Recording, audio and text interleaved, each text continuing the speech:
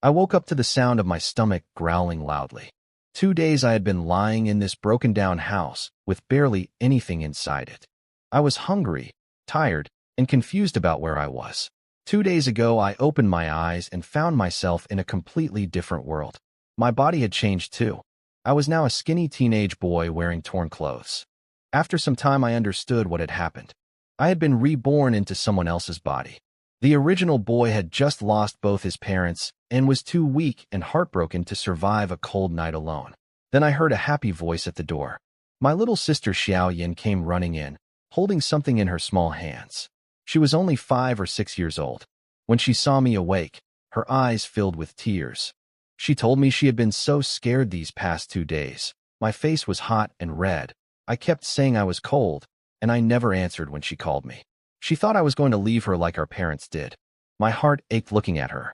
She brought a steamed bun that the old man next door had given her. She had saved it just to share with me. I tried to give her half, but she pushed it back, saying she wasn't hungry. But I clearly saw her swallow quietly when she held it. I made up a small excuse so she would eat her half too. We sat together, each of us holding our piece, quietly eating. After finishing, I noticed something strange. Earlier, when I looked at the bun, words had appeared floating above it, describing exactly what it was made of. Now I picked up a broken bowl from the table and stared at it. The same thing happened again. Words appeared, telling me it was a cracked ceramic bowl that looked dirty. This was real, and I couldn't help but smile a little. I sat on a stone stool in our small yard, holding a little plant with red flowers, staring at it. Words appeared floating above it, just like before. It told me the plant was called cowbone grass, that it was average quality but could be used as medicine and might help with bone injuries. So I finally understood what this strange ability of mine was. Whenever I focused my eyes on something long enough, a glow would appear around it, and words would describe it. The longer I looked, the more information I got. Objects with gray light only gave 1 line. Objects with white light gave 2 or more. I called Xiao Yin over to test it on her. Words appeared above her little head too. The first line made me almost laugh. It called her a human cub, female. But the second line made me go quiet. It said she seemed malnourished. I looked at her dry, yellowish hair and felt a deep sadness inside. I just told her she would grow up to be beautiful someday. She mentioned that old Dr. Chen knew all about plants and herbs. That reminded me. He was the kind village doctor who had come when I was sick. Xiao Yin told me he had boiled bitter medicine and made me drink it. She thought he cured me. Only I knew the truth. His medicine had kept my body warm just long enough for my mind to settle into this new body. Without him, I might never have woken up at all. Then Xiao Yin looked up at me with her big eyes and said she was hungry. So was I? The half bun from earlier was long gone. I checked the house. There was absolutely nothing to eat. The rice jar was completely empty. I thought hard about what to do. The land was mostly sold to pay for the parents' funeral. What little was left had not been farmed in a long time. Growing crops now would take too long. We would starve before anything grew. So I went into the back room and searched until I found an iron needle and some rope. I bent the needle into a hook using a chopstick, twisted the rope into a strong line, tied it all together, then cut a piece of bamboo from behind the house for a rod and tied a small piece of dry wood as a float. Just like that, I had made a simple fishing rod. I showed Xiao Yin the fishing rod I had made. Her eyes lit up when I told her it was for catching fish and that our meal today depended on it. The moment I mentioned fish soup, she started drooling. Before we left, I dug up some red earthworms from a cool corner of the yard to use as bait. I put them in a small bamboo tube, grabbed an old wooden bucket, and we headed out together. We had not walked far through the village when a woman named Aunt Wong called out to us. She was shocked to see me walking around. Apparently, the whole village had thought I was going to die. The old doctor had even said it was up to fate. People had been quietly talking about what would happen to Xiao Yin if I did not make it. Aunt Wong seemed genuinely glad I was alive. She warned me to take care of myself, saying Xiao Yin had no one else to depend on. I thanked her politely. She invited us to eat at her house, but I said no. I did not want us to keep relying on the kindness of others. That kind of goodwill runs out eventually. When she found out we were going fishing, she got worried and told me not to go into the water in my condition. I promised we would only sit on the bank. She finally let us go after making us swear we would not get in the river. As we walked through the village, almost everyone we passed was surprised to see me. Each time, Xiaoyan proudly told them the old doctor's medicine had saved me. The villagers grew even more impressed with Dr. Chen because of it. Most of the adults thought fishing was a waste of time. A few of them had tried it before and gave up after sitting for hours to catch only 1 or 2 tiny fish. They figured I was only doing it because I had no crops to tend and nothing left to eat. But a group of curious children followed behind us, eager to see how I would fish. I arrived at the river outside the village with Xiao Yin and a small group of curious children following behind me. The river was not very wide, maybe 10 meters across, but it was deep enough in places to swallow a person whole. So the first thing I did was tell everyone firmly, no going near the edge, no playing in the water. I told Xiao Yin to stay back and watch the wooden bucket. Before I started fishing, I walked slowly along the riverbank, studying the water. Choosing the right spot was the most important step. Back in my previous life, I was a serious fishing hobbyist, and I knew that no matter how good your skills were, if there were no fish where you cast your line, you would catch nothing. As I was looking around, my ability activated on its own. A gray glow appeared on the water's surface, and words told me it was an ordinary fishing spot where small fish gathered. It happened to be the exact spot I had already chosen myself. I felt quietly proud. My experience had led me to the right place even before the ability confirmed it. Encouraged by this, I kept walking and scanning the river with my ability on purpose. I found 2 more spots. One of them glowed white, which I now understood meant a higher grade. The words described it as a place where wild fruit often fell into the water, attracting larger fish, and hinted at the possibility of a surprising catch. After finding all 3 spots, I stopped searching. They were enough for now. The further parts of the river were too overgrown to reach easily anyway. I decided to start at the first spot, the one full of small fish. My fishing rod was simple, and the rope line might not hold against anything large. I only had 1 iron hook. If it snapped or got lost, I would have no way to fish at all. Small fish first was the safe choice. I came back to the children, let the oldest boy, Ahu, help carry the bucket, and we all walked over to the chosen spot together. I told them to stay up on the bank and watch from there, then headed down the slope to begin. I cleared the grass around the fishing spot, set down the bucket, and opened the bamboo tube of earthworms. The children up on the bank could see everything clearly and gasped when they spotted the wriggling worms inside. I put 1 worm on the hook and cast it right into the center of the glowing spot my ability had marked. Then I waited calmly. I could hear the children behind me holding their breath. The small wooden float began to tremble. I stayed still. Then it suddenly dipped sharply underwater, and I pulled the rod up fast. A small white fish flew out of the water and landed on the hook. The children erupted in excited whispers. Xiao Yin jumped up and down, shouting that I had caught a huge fish. I smiled to myself, relieved my skills had not gotten rusty on the very first cast. My ability showed me the fish glowed gray, with words confirming it was edible and good for nutrition. That was all I needed to know. Today we would eat. After that, I fell into a steady rhythm. 1 fish after another came up, small white fish, yellow-boned fish, little river shrimp. The children behind me were barely able to keep quiet. The fish here felt stronger and livelier than anything I had caught in my past life. Even the small ones gave a satisfying pull on the line. Eventually, the worms were nearly gone, and the fish were biting less often. I knew it was time to stop. I did not want to wipe out the whole spot. The fish needed time to gather again. I looked into the bucket. It was full and heavy, probably around 7 or 8 pounds of fish. My body was still weak, so I offered the children a share of the catch if they helped carry the bucket back to the village. They nearly fought each other over who got to help. We walked back together, the children chattering loudly. Their noise drew villagers out of their homes. When people saw the full bucket, they were genuinely shocked. They had heard I went fishing, but nobody expected this much. A few who had tried fishing themselves and failed were especially curious about how I had done it. Some of them quietly followed us all the way back to my house. Back home, I cut 2 banana leaves from behind the yard and used them to wrap small portions of fish for each of the children. They ran off happily as if they had received something precious. Some of the villagers who had followed us home asked how I caught so many fish. I told them honestly, earthworms. They were genuinely surprised that worms could be used as bait. I figured the secret would get out anyway since the children had watched everything, so there was no point hiding it. Then I took a breath and asked the villagers something I had been thinking about. I told them our house had not a single grain of rice left and asked if they could lend us some food, oil, and salt. I promised to pay back double once I found work. One man named Uncle Sean spoke up immediately and said neighbors help each other and that it was no big deal. The others quickly joined in. One brought half a bag of rice, another brought lard, someone else brought salt, and another brought flatbread that could keep for many days. I was deeply grateful. I bowed again and again to thank them. Then I scooped several large handfuls of fish from the bucket and divided them among the villagers as a gift. They tried to refuse, saying the fish were mine.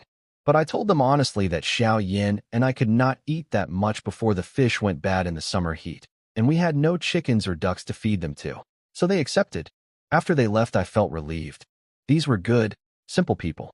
With this food, Xiao Yin and I would not have to worry about eating for the next week or two. That gave me some breathing room to figure out how to build a real life in this world. Xiao Yin was already crouching over the flatbread with hungry eyes. I tore off a small piece and gave it to her, then went to the kitchen to cook. I washed rice and got it steaming, then cleaned half a pound of fish. But when I was ready to fry them, I realized there was no cooking pan. The original boy had sold the iron pot to buy food before he died. All that remained was a clay pot for steaming rice. So I found a flat, smooth stone outside, washed it well, and set it over the fire until it was burning hot. Then I scooped a small spoonful of lard onto it. The fat hit the hot stone with a sharp sizzle, melted instantly, and filled the air with a rich, delicious smell. I laid the fish one by one onto the hot stone and fried them slowly, carefully watching the heat. The smell drifted through the house and drew Xiao Yin over. She sat beside me staring at the sizzling fish with wide, hungry eyes. When the rice was ready and the fish were done, I drizzled a little salt water over them and brought everything to the table. I stacked a small stool on her chair so she could reach, then placed the boneless pieces on top of her rice. She ate like a little hamster, cheeks puffed out, not stopping once. She told me the fish was even better than what our mother used to make. That did not make me happy. It made my heart hurt. The fish had barely any seasoning. I had even been careful not to use too much oil to save it. A child only says food like that is the best she has ever tasted when she has been going hungry for a long time. I just smiled and told her to eat more. We finished every last bit of rice and fish together. Mostly me. She was small, and I had been watching that she did not eat too fast and upset her stomach. When she finally put down her bowl and patted her full belly with a satisfied look, I felt genuinely happy. After cleaning up, I came back to find her head already drooping with sleep. I carried her to bed, covered her with her patched blanket, and quietly left the room. I sat down in the old wooden reclining chair in the hall and let out a long breath. My body was still weak, and I had pushed it hard all day, fishing, cooking, carrying things. The tiredness finally hit me all at once. But I could not sleep yet. I needed to think. From everything I had seen today, I was now fairly certain about the kind of world I was in. It was similar to ancient China, with low technology and simple living. Even an iron cooking pot was considered a valuable thing here. There seemed to be no government offices or courts, at least none that the original boy had ever known about. The most powerful figure in nearby towns was apparently someone called a city lord. I needed to visit the town someday. The more I understood about this world, the better I could plan my future. But for now, the most urgent thing was finding a way to feed Xiao Yin and myself, and to repay the villagers who had helped us. My greatest tool was my ability. Quietly, I began to think about what it could really do for us, and then a name quietly rose in my mind. The name that came to my mind was Dr. Chin. He was the only doctor for several villages around here. His medicine was excellent. Fevers, colds, injuries. He could treat almost anything. Even wealthy families in town called on him. The villagers respected him deeply. But what struck me as strange was something the original boy had never thought about. Dr. Chin was clearly quite old, yet his body was strong and healthy. He regularly went alone into the deep mountain forests to gather herbs. These were not safe, gentle hills. They were wild, dangerous mountains full of poisonous insects, snakes, and fierce animals. Even experienced hunters avoided going too deep.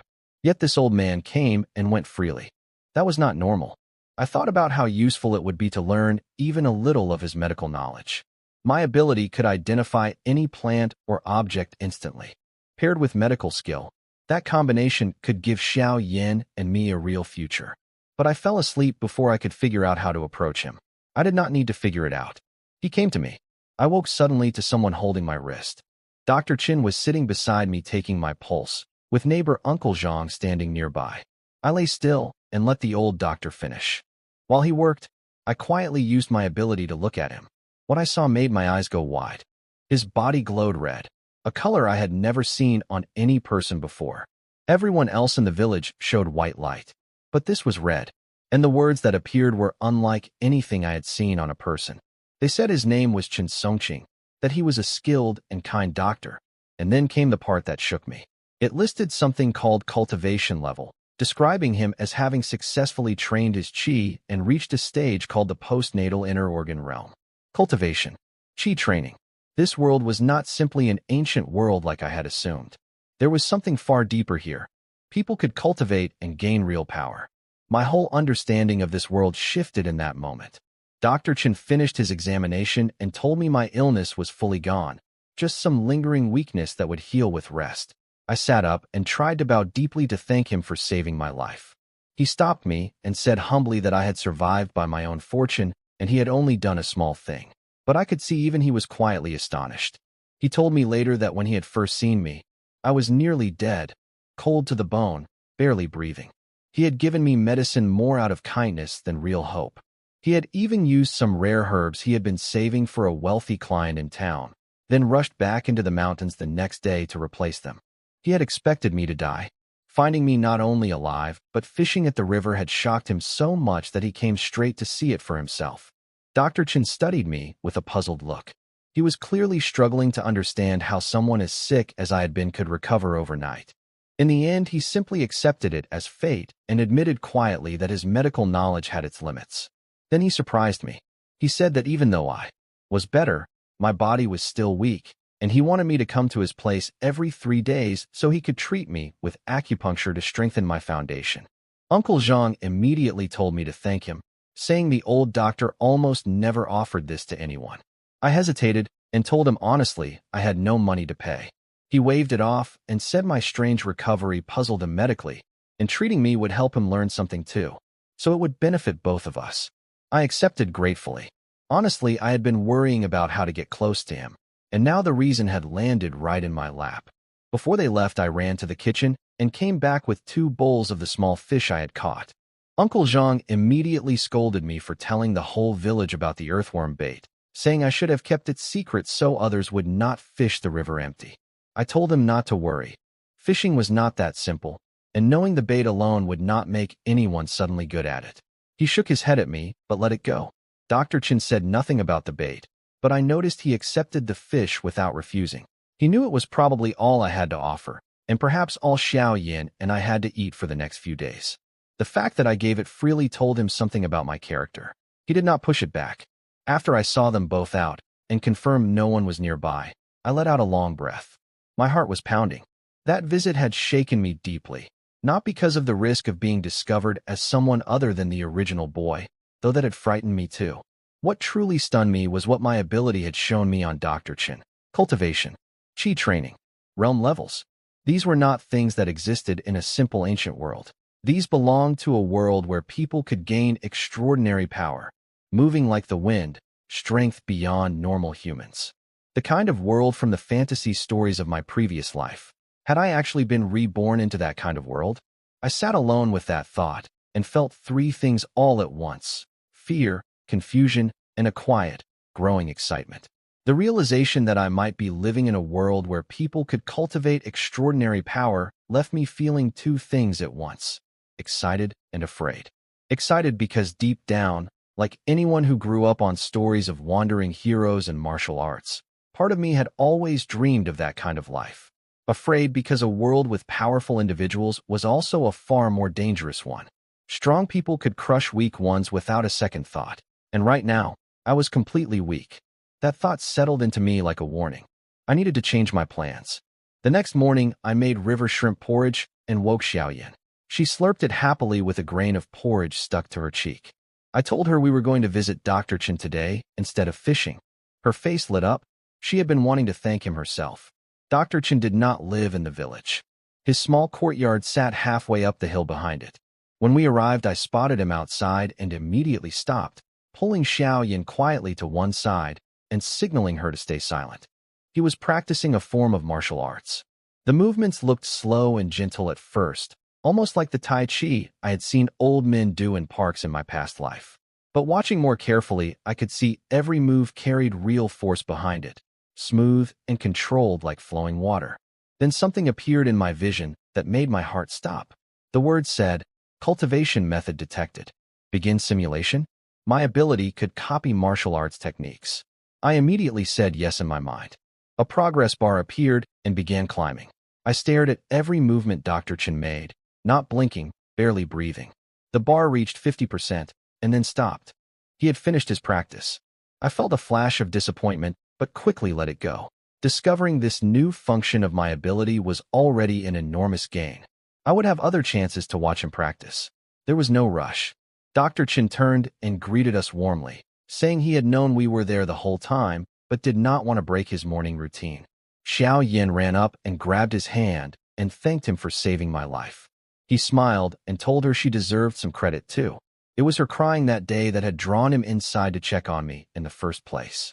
I had not known that. I looked at my little sister with a full heart and bowed deeply to the old doctor once more. He waved it off and stopped trying to explain that my recovery was beyond his understanding. Then Xiao Yin, completely innocent, looked up and asked him what he had just been doing. Was it boxing? I looked at him too, waiting for his answer. When Xiao Yin innocently told Dr. Chen that it was me who had told her to stay quiet, I quickly apologized for interrupting his practice. He waved it off and said it was nothing special, just simple movements to keep his old body loose. Xiao Yin told him it looked beautiful, and he laughed warmly and said getting a compliment like that after a lifetime of practice made it all worthwhile. We followed him into the courtyard. I stopped at the entrance, taken by the sight of dozens of herbs laid out drying in the sun. I recognized one immediately, cowbone grass, the same plant I had found near our home. I wanted to use my ability to identify everything, but there was no time. I asked him casually about the herbs. He confirmed the cowbone grass and said it was used for treating injuries from falls and impact. Then he asked if I was interested in medicine. I said yes honestly, telling him how amazing it seemed that simple plants could ease suffering and save lives. He did not laugh at me. Instead, he explained that learning medicine was not easy. It required sharp thinking, courage, and the ability to read medical texts. I quickly told him I could read a little, which was true. The original boy's grandfather had been a scholar who taught him some characters before passing away. Dr. Chen was surprised and visibly moved. He looked at me more warmly after that and said that every time I came for acupuncture treatment, he would also let me spend half an hour helping him dry and sort herbs, and whatever I could learn and remember was up to me. Then he looked at Xiao Yin and told her to come with me each visit too, saying he would prepare medicinal food for her. Her little body was far too weak. I bowed deeply and thanked him. Xiao Yin thanked him too, even though she had no idea what medicinal food was. Inside, he had me lie down and remove my shirt. He looked at my thin, bony chest silently for a moment, then took out a needle case. Xiao Yin peeked through her fingers nervously, but stayed quiet. One by one, 18 silver needles went into points across my upper body. I was not afraid. I had experienced acupuncture in my past life and knew what to expect. There was no pain at all. When the last needle was in place, Dr. Chen did not let go of it. He gently twisted it between his fingers, and something extraordinary happened. A warm current began flowing through me from where the needle entered, soft and tingling, spreading through my body. A deep heaviness came over my eyes. I fell asleep almost instantly. The last thing I heard before drifting off was Xiao Yin's small voice asking if I had fallen asleep, and Dr. Chen telling her gently that my body needed rest, and that he would take her outside and make her something good to eat. I woke up to the sound of Xiao Yin laughing. The needles were already gone, and someone had laid a thin blanket over me. I got up, dressed, and walked outside to find her sitting with Dr. Chen at a stone table in the courtyard, both of them laughing together. She was holding a piece of white cake in her small hands, looking happier than I had seen her in days. She jumped down and offered me a piece. Dr. Chen explained it was mountain yam cake, good for the lungs, kidneys, and building strength, exactly what my weak body needed. I hesitated, knowing how hard it must have been to gather yams from the dangerous mountain forest. but he spoke so casually about it that refusing further would have been rude. I thanked him and sat down to eat. It was genuinely delicious, soft, fragrant, and sweet. My ability confirmed everything he had said about its medicinal properties. I stopped after a few pieces and did not reach for more, even though I was still hungry. Dr. Chen noticed. I could see him quietly observing me, and something in his expression softened with approval. Then he asked me directly, did I want to learn medicine? I chose my words carefully. I said I would not dare claim such an ambition, but that I had seen how herbs could save lives and I was drawn to it. I explained our situation honestly. Both parents gone, nearly empty house, 2 thin acres of neglected land that could barely feed us. I told him that learning to identify and gather medicinal herbs might be one real way to support Xiao Yin and myself. He nodded and said herb gathering was a valid path, though not an easy one. The mountains were dangerous. I told him that nothing in this world was easy and one had to try. He seemed pleased by that answer and confirmed again that I could stay after each acupuncture session to learn about the herbs. Before we left, I worked up the courage to ask him one more thing. I told him my fishing line kept snapping and asked if he knew of any thread strong enough to make a proper fishing line. He went quiet for a moment, then stood up and walked back inside, telling me to wait. Dr. Chen came back out quickly holding a small box. Inside was a thin coil of nearly transparent white thread. He told me he had received it years ago from an injured wandering swordsman he had saved during his travels. He did not know exactly what it was, only that it was extraordinarily strong and almost impossible to break. I immediately tried to give it back. Something given as a gift for saving a life was not ordinary, and I did not feel right taking it. But he refused to take it back. He said the thread had been sitting in his house for over 10 years with no use, and he had nearly forgotten it existed. He told me if I truly felt grateful, I could simply bring him something good whenever I caught it. He had enjoyed the small fish from yesterday with his drink. I held the box and felt both grateful and ashamed. This old man had been so kind to Xiao Yin and me, and yet I had been quietly trying to copy his martial arts technique with my ability.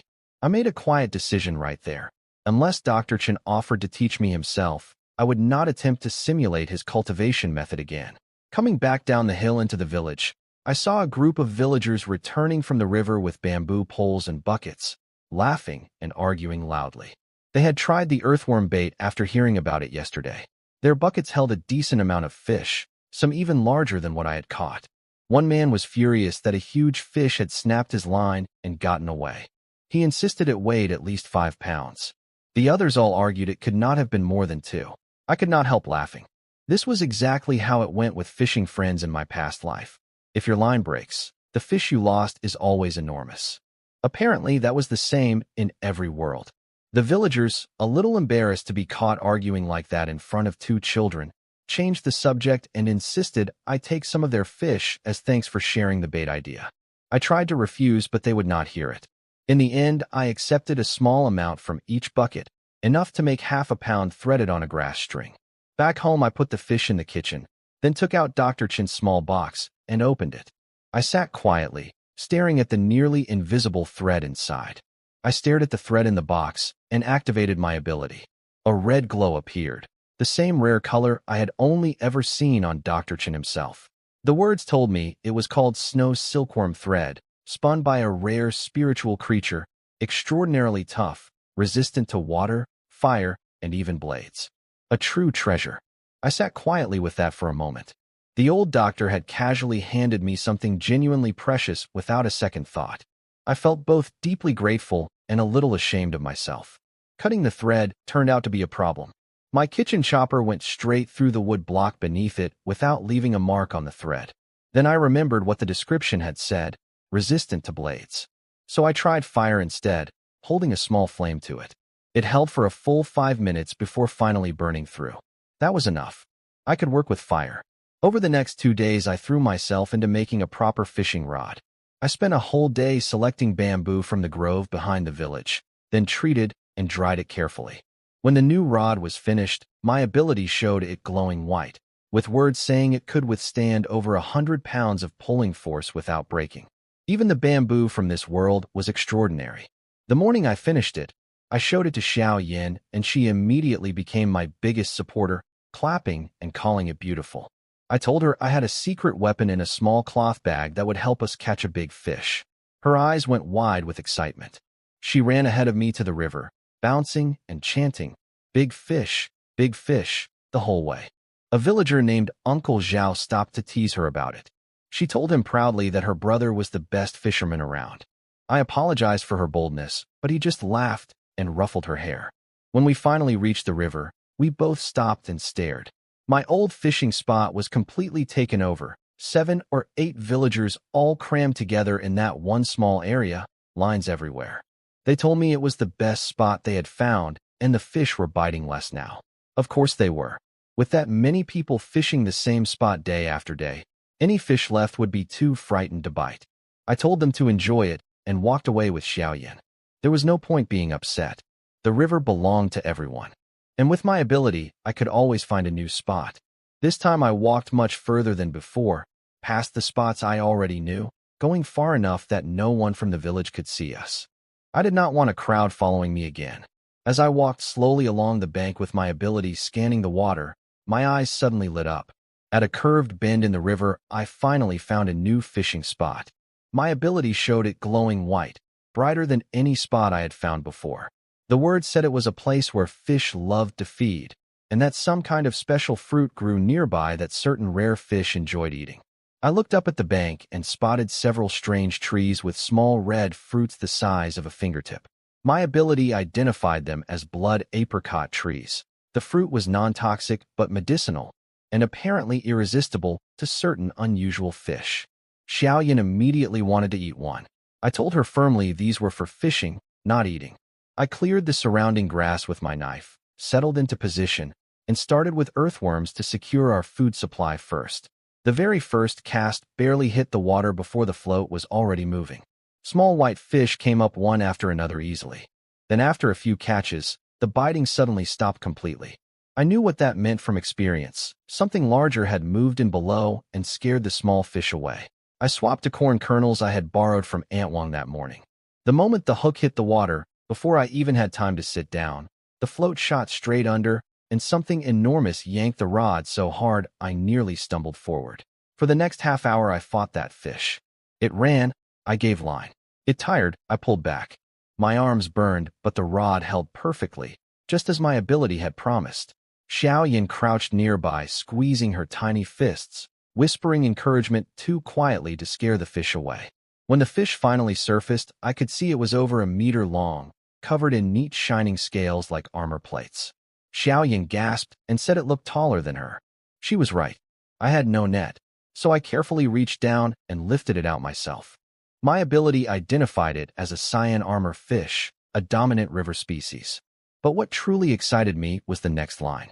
It said the fish contained a fish stone in its throat, and that if taken out and polished, it could calm the spirit and settle the soul. Xiaoyan had been sleeping badly ever since our parents died, waking frightened in the night and needing me to hold her. If this stone could really help her rest peacefully, it was worth more to me than anything. I forced myself not to open the fish right there and controlled my excitement. I propped the fish in the bucket with water to keep it alive and decided to try a little longer with the blood apricot bait. The description had mentioned rare fish that might not be scared off like ordinary ones. Half an hour passed without a single movement from the float. I started putting the rod away, accepting the window had passed. Then the float suddenly plunged straight down into the water.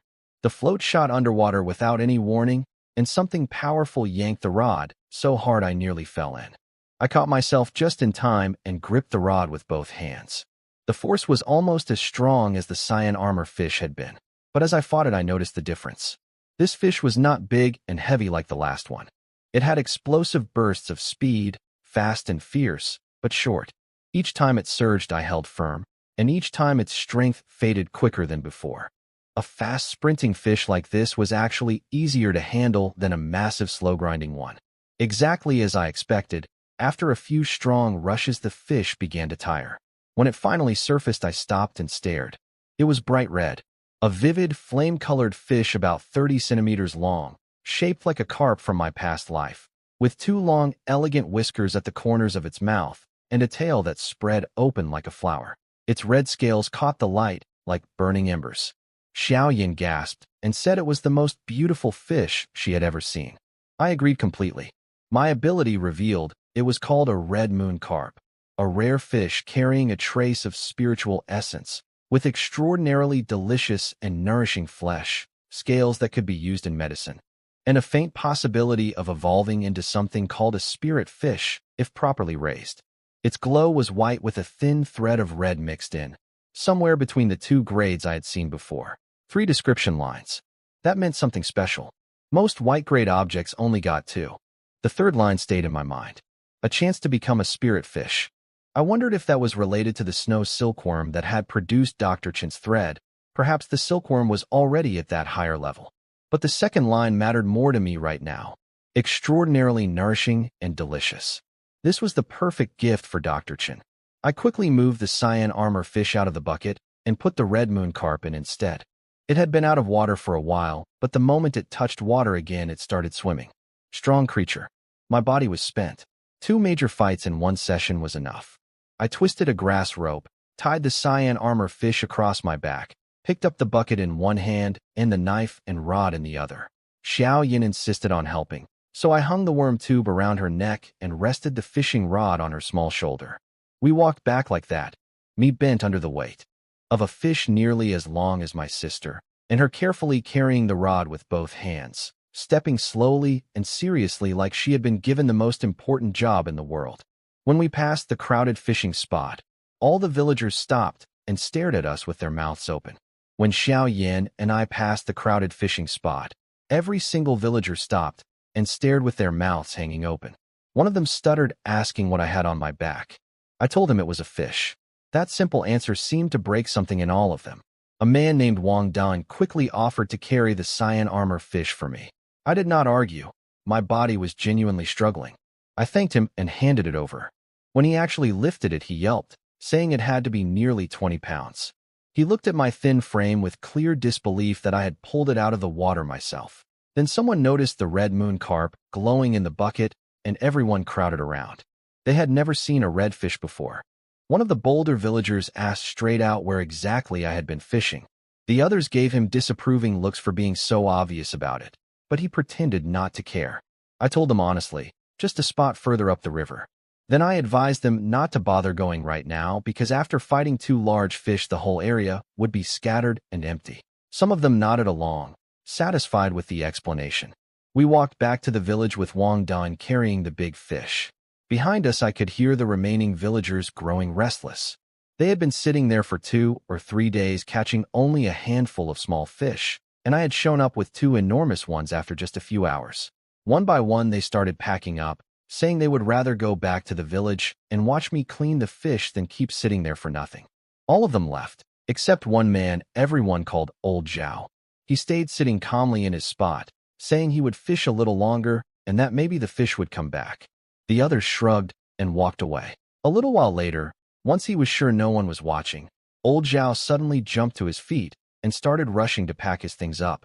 He muttered to himself that everyone was a fool for believing what I had said, and that he refused to accept the fish were truly all gone from that spot. Then he grabbed his things and ran off in the direction Xiao Yan and I had come from. We made it back to the village before the other fishermen had even packed up their things. Wang Dan, who had been carrying the cyan armor fish, could not resist showing off the moment we entered the village. He walked straight toward every group of people he saw, fish on his back, grinning widely. The shouts started immediately. Everyone assumed he had caught it himself. They crowded around him, patting the fish, praising him loudly. He soaked it up for a while before finally admitting it was mine. Then Xiao Yan proudly announced there was another fish in the bucket, a more beautiful one. That caused a second wave of amazement. When people looked into the bucket and saw the red moon carp glowing red like a flame underwater, they went completely silent for a moment before all speaking at once. Nobody had ever seen a red fish before. I told them honestly I did not know what it was and planned to bring it to Dr. Chen the next day. Everyone agreed that made sense. He was the most knowledgeable person any of us knew. After a long time of crowding around and talking about the fish, the villagers slowly drifted away. I invited a few to come eat with us, but they all refused, knowing our situation. The ones who were tempted were quickly pulled away by others before they could say yes. Back in the yard, Wang Dan tried to leave right after setting the fish down. I stopped him and insisted he stay for the meal as promised. He refused, saying if he actually ate at my house his father would hit him with a stick when he got home. We went back and forth until I changed my approach. I told him the fish was too large for Xiao Yin and me to finish, and that in this heat the meat would spoil quickly. Taking some would be helping me, not taking advantage. That worked. He agreed. Cleaning the cyan armor fish was hard work. The scales were incredibly tough and took both of us a long time to remove. Once it was open, I set aside the organs. I would have loved to cook the liver and intestines since I genuinely enjoyed them, but without enough seasoning there was no way to handle that level of fishy smell properly. I had to let it go. I immediately cut 2 large portions of meat, wrapped them in banana leaves, and handed them to Wang Dan. He stared at the size of the pieces and said it was too much. I pushed them into his hands anyway. As he was leaving, he suddenly brightened up and suggested I take fish to the market to sell, then use the money to buy grain. I told him I thought getting into town required an entry fee I did not have. He laughed and said he was not talking about the city. He meant the large open market not far from our village. I blinked at him. A large market? After Wang Dan mentioned the market, I searched through my memories and found something. There was a large open market nearby where villagers from several surrounding villages gathered every 5 days to trade. No entry fee, no long journey to town. The original boy had gone once as a small child with his parents, but the memory was faint. Wang Dan explained that even mountain dwellers came down to trade there occasionally. He was confident my large fish would sell easily as long as I did not price them too high. I told him I would try next time I caught something worth selling. He told me to come find him first since there were certain things about the market worth knowing in advance.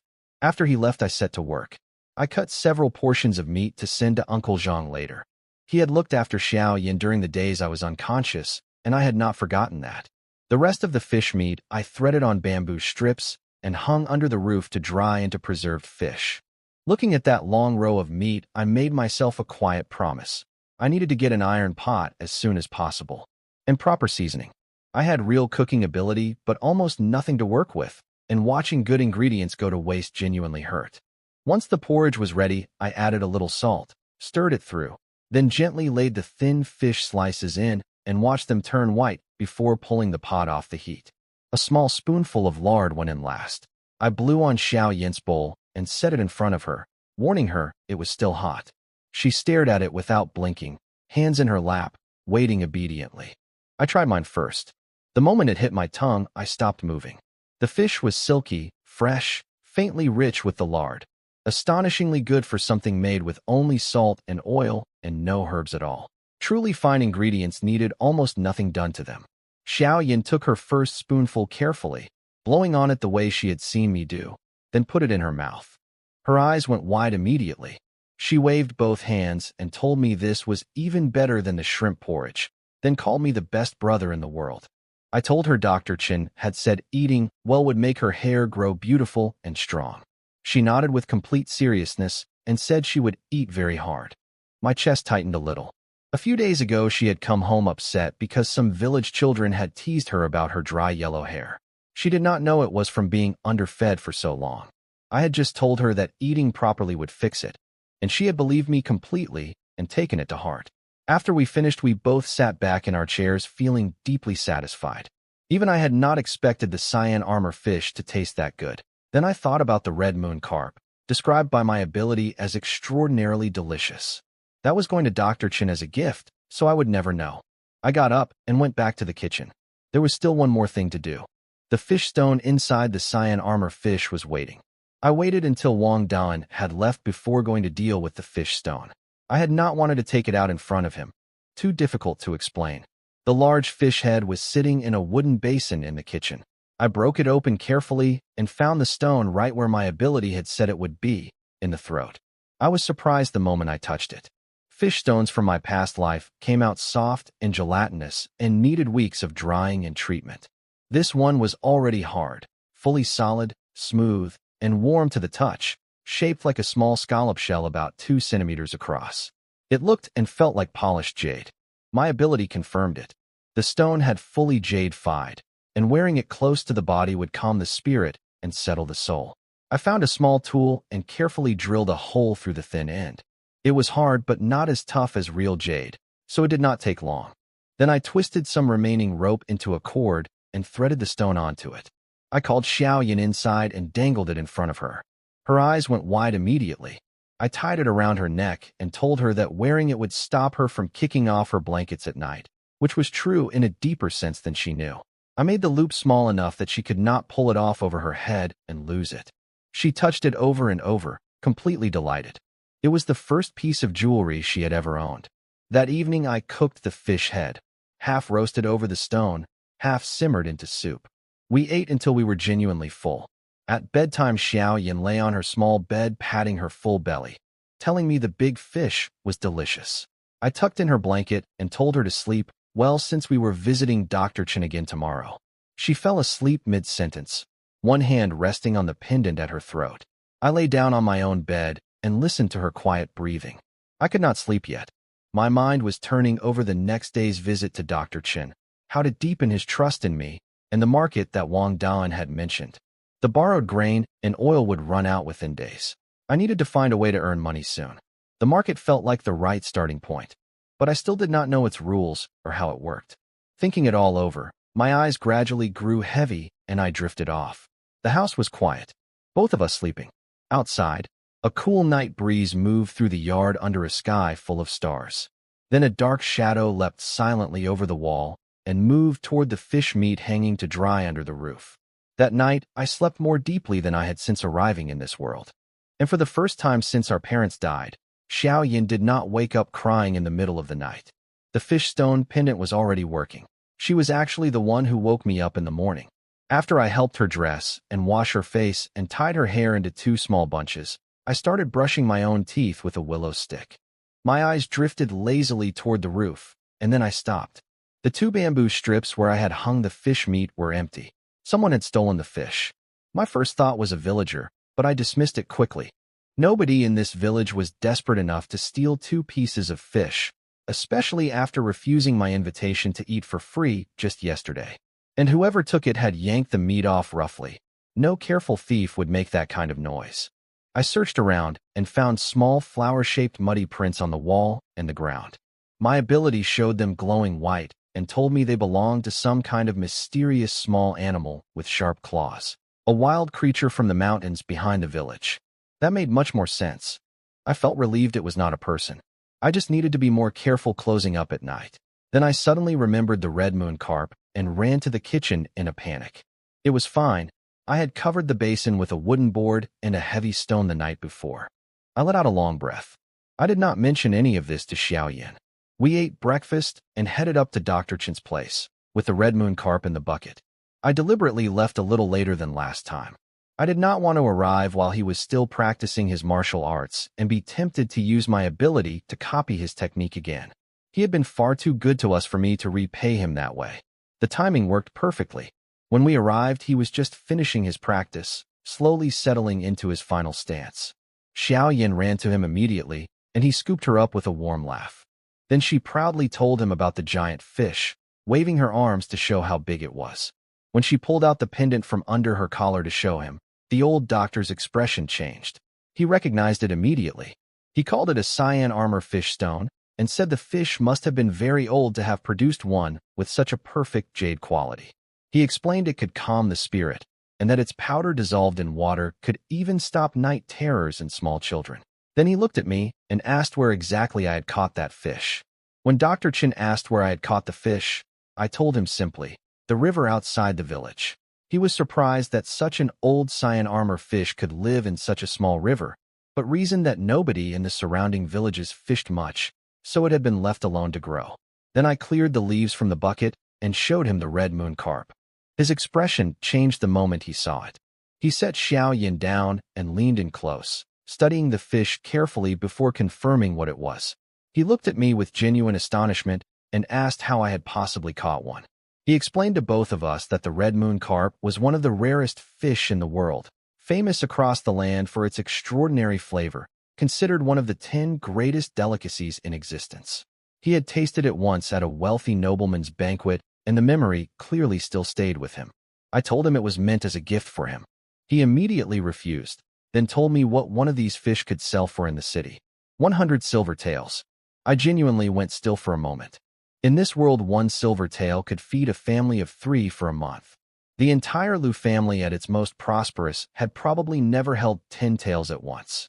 Dr. Chen told me he would take the fish to the city and sell it on my behalf, and that the money should go toward our living expenses. I tried to insist he keep it. He laughed warmly and refused again. We agreed that whatever it sold for, the cost of the medicine he had given me would come out first. He agreed to that, though he quietly said nothing about the fact that the rare herbs he had added to that medicine were worth nearly as much as the fish itself. He mentioned the fish was slightly larger than ideal. The most prized red moon carps were around 2 pounds, tender and at peak flavor. Mine had grown past that, so the price would be somewhat lower. Even so, I was not going to complain. After the acupuncture session, which was shorter than the last one, I woke to find Xiao Yin and Dr. Chen already chatting and laughing outside over another plate of mountain yam cake. When I joined them and had eaten a few pieces, Dr. Chen stood and invited me inside. He came back holding a book and placed it in my hands, a copy of the 100 Herbs Classic, filled with the names, illustrations, and growing habits of medicinal plants. He told me to study it, compare it against the herbs drying in the yard, and ask him anything I did not understand. I was stunned. Books in this world were genuinely precious. Paper and ink both cost money, and most village families never owned one at all. I took the book outside to a quiet corner and opened it. But after a few pages I frowned. Many of the characters were rare and unusual, beyond what either the original boy or my own past life knowledge covered. Reading it was going to be slow and difficult. I told myself to treat it like studying for my university entrance exams and kept going. Then the pages began to glow white. 2 lines appeared describing the book. Then a 3rd line appeared that stopped me completely.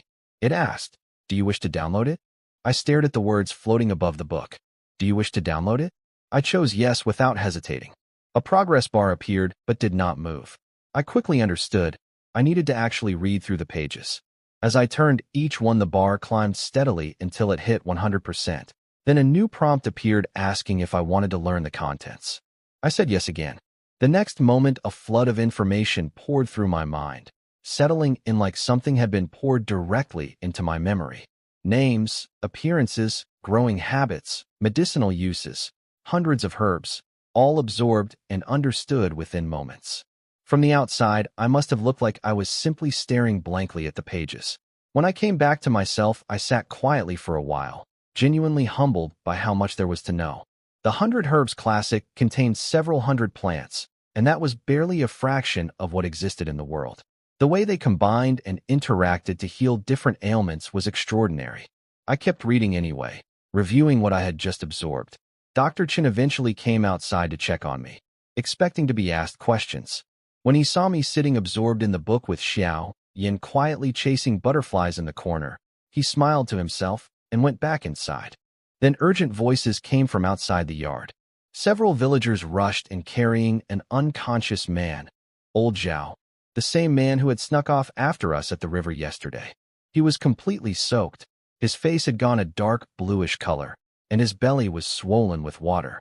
Dr. Chen immediately took charge, cleared the yard, and checked that nothing was blocking the airway. Then he pressed both hands firmly into old Zhao's chest and abdomen in a steady rhythm. Each press brought up a gush of dirty water. After more than 10 careful compressions, old Zhao suddenly coughed, then opened his eyes. The watching villagers erupted in relieved shouting. I moved quietly to Wang Dan, who had stepped back near me, and asked what had happened. He told me old Zhao had gone alone to fish at the spot where I had caught the big fish yesterday. They heard him shouting, ran over, and found him already in the river being carried downstream, barely keeping his head above water. When they pulled him out, he was still gripping his fishing rod tightly, but the line had snapped. I went quiet for a moment. Based on years of fishing experience, I already had a good idea of what had happened. A big fish had hit his line. He had tried to hold on instead of letting it run, and the force had pulled him right into the water. And he could not swim. Old Zhao blinked around at everyone surrounding him and asked weakly where he was. Old Zhao looked around in confusion as the villagers filled him in all at once. When he suddenly remembered and asked about his fishing rod, one of the men told him they had left it on the bank. They were too busy saving his life to carry it. Old Zhao actually seemed upset about that, which immediately annoyed everyone who had just risked themselves pulling him from the river. After a moment of heated words, he apologized and calmed down. Then someone asked the real question: how had he ended up in the water in the first place? He looked embarrassed and finally admitted he had jumped in himself. He had felt a huge fish take his line and pull his rod away, and without thinking he had leapt in to get it back, not realizing how deep the water was. I stood nearby and said nothing. I had already guessed that was what happened. I had seen it plenty of times before, and embarrassingly had done something similar myself once. But at least I could swim. The other villagers scolded him loudly, saying his rod could be replaced with a piece of bamboo from the hillside. What was he thinking, nearly drowning himself over a fishing rod? What he did not say out loud, but what I could easily imagine, was that it was not really about the rod. He had seen my two enormous fish the day before and could not let the chance slip away. The big fish had been real, and he had not wanted to lose it. Dr. Chen then delivered the serious news. Old Zhao had been in the cold water too long. The chill had entered deep into his body. He had swallowed a large amount of river water and damaged his internal organs. He had also stopped breathing for a period. Dr. Chen had cleared the water from his body and brought him back, but the damage was real. He would need careful rest for a long time, and how well he recovered depended on how seriously he took that rest. Old Zhao panicked and asked if he would ever walk properly again. Dr. Chen told him walking was not in question, but recovery would be slow at his age. A short while later, his family arrived: 2 sons, a daughter-in-law, and his wife, all rushing in after being notified. His wife immediately burst into tears and scolded him through her crying, asking why he had gone to the river when she had told him not to, and whether he had wanted to die and leave her alone. His sons gently asked him to give up fishing entirely, saying they would get him whatever food he wanted. There was no need to take such risks. He agreed, red-faced and ashamed. Then one of the villagers mentioned what Dr. Chen had said about lasting damage, and the whole family went still with shock. Old Zhao was carried home by his 2 sons while his wife scolded him the whole way. Dr. Chen had given him acupuncture and some medicine before he left, and his color had already improved. Once the commotion settled, the other villagers began drifting away. That was when they finally noticed me standing quietly in the corner with Xiao Yin. Wang Dan asked if I was leaving too. I told him I still had things to learn from Dr. Chen. When he saw the book in my hands, he understood. The reaction from the other villagers surprised me. I expected jealousy, and there was some, but it was much milder than I anticipated. Instead, most of them seemed genuinely pleased and even encouraging. One older man patted my shoulder and told me to learn everything the old doctor knew. I nodded, a little confused. After everyone left, Dr. Chen came to stand beside me. He seemed to know exactly what I was puzzling over. He asked if I was wondering why the villagers wanted me to learn medicine rather than resenting it. Then he told me something I had not known. Before he arrived 10 years ago, there had not been a single doctor in any of the surrounding villages. When people got sick, they boiled whatever herbs they recognized, visited local folk healers, or simply endured the illness and hoped it passed. Only when things became truly desperate did anyone attempt the long, costly trip to the city doctor. And by that point, a small illness had usually become a serious one. Many people died every year from conditions that could have been treated early. Dr. Chen had been traveling through the area when he saw how many people were suffering with nowhere to turn. He stopped to help, intending to stay only briefly. 10 years passed. He said quietly that he had never cured everyone, but at least people now had somewhere to go before a small problem became a deadly one. I sat with that for a moment. This old man had quietly given a decade of his life to people who had nothing to offer him in return. Then I understood why the villagers reacted the way they did. They were not jealous of me learning medicine. They were hopeful. They had lived through years of having no doctor, and they were afraid of going back to that. If Dr. Chen was ever gone, they needed someone who could help them. I asked him if he was bothered by people whispering about what would happen when he died. He laughed and said it was only human nature, and that he was indeed very old. I thought about the red cultivation glow I had seen on him and said nothing. Then Dr. Chen looked at me directly and asked a question I had not expected. He asked if I would like to learn medicine from him properly. I stared at Dr. Chen, not sure I had heard correctly. He wanted me to learn medicine properly as his student? He explained that the village elder's words earlier had reminded him of something real. The village needed a doctor for the future, and I was the only young person in the area who could read.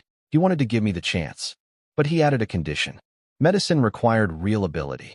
If within 1 month I could memorize all the herb names and medicinal properties in the 100 Herbs Classic, he would officially take me as his apprentice. If I could not manage that, I should stick to herb gathering as a simpler livelihood. I told him I would work hard. Inside I was quietly laughing. I had already memorized the entire book, but I could not show that. If I recited it perfectly right now, he would be alarmed, not impressed. I needed to let him see progress gradually, at a pace that felt believable. So I spent the rest of the session asking him questions about difficult characters and unusual herb names, letting him explain things I already understood and pretending to absorb them slowly. It was genuinely tiring work, acting less capable than I was. But Dr. Chen seemed pleased, remarking more than once that my memory was impressively sharp. Before we left, he told me not to wait 3 days, come back tomorrow. He did not want me forgetting what I had learned. Xiao Yin immediately asked if that meant she could come back tomorrow too. He laughed and said he would make her a new kind of cake to try. Walking back down the hill, I felt genuinely happy. The red moon carp would bring in real money once Dr. Chen sold it in the city. I now knew blood apricot fruit attracted them, which meant I could catch more. And most importantly, I had been offered the chance to study medicine properly. By the time Xiao Yin and I reached the village, word had already spread everywhere. A group of villagers were gathered under the big tree at the center of the village talking about it. They were not jealous, they were hopeful. They remembered the years before Dr. Chen arrived, when people got sick and simply had to endure it alone, and sometimes did not survive. Having someone new learning medicine meant they might never have to go back to those days.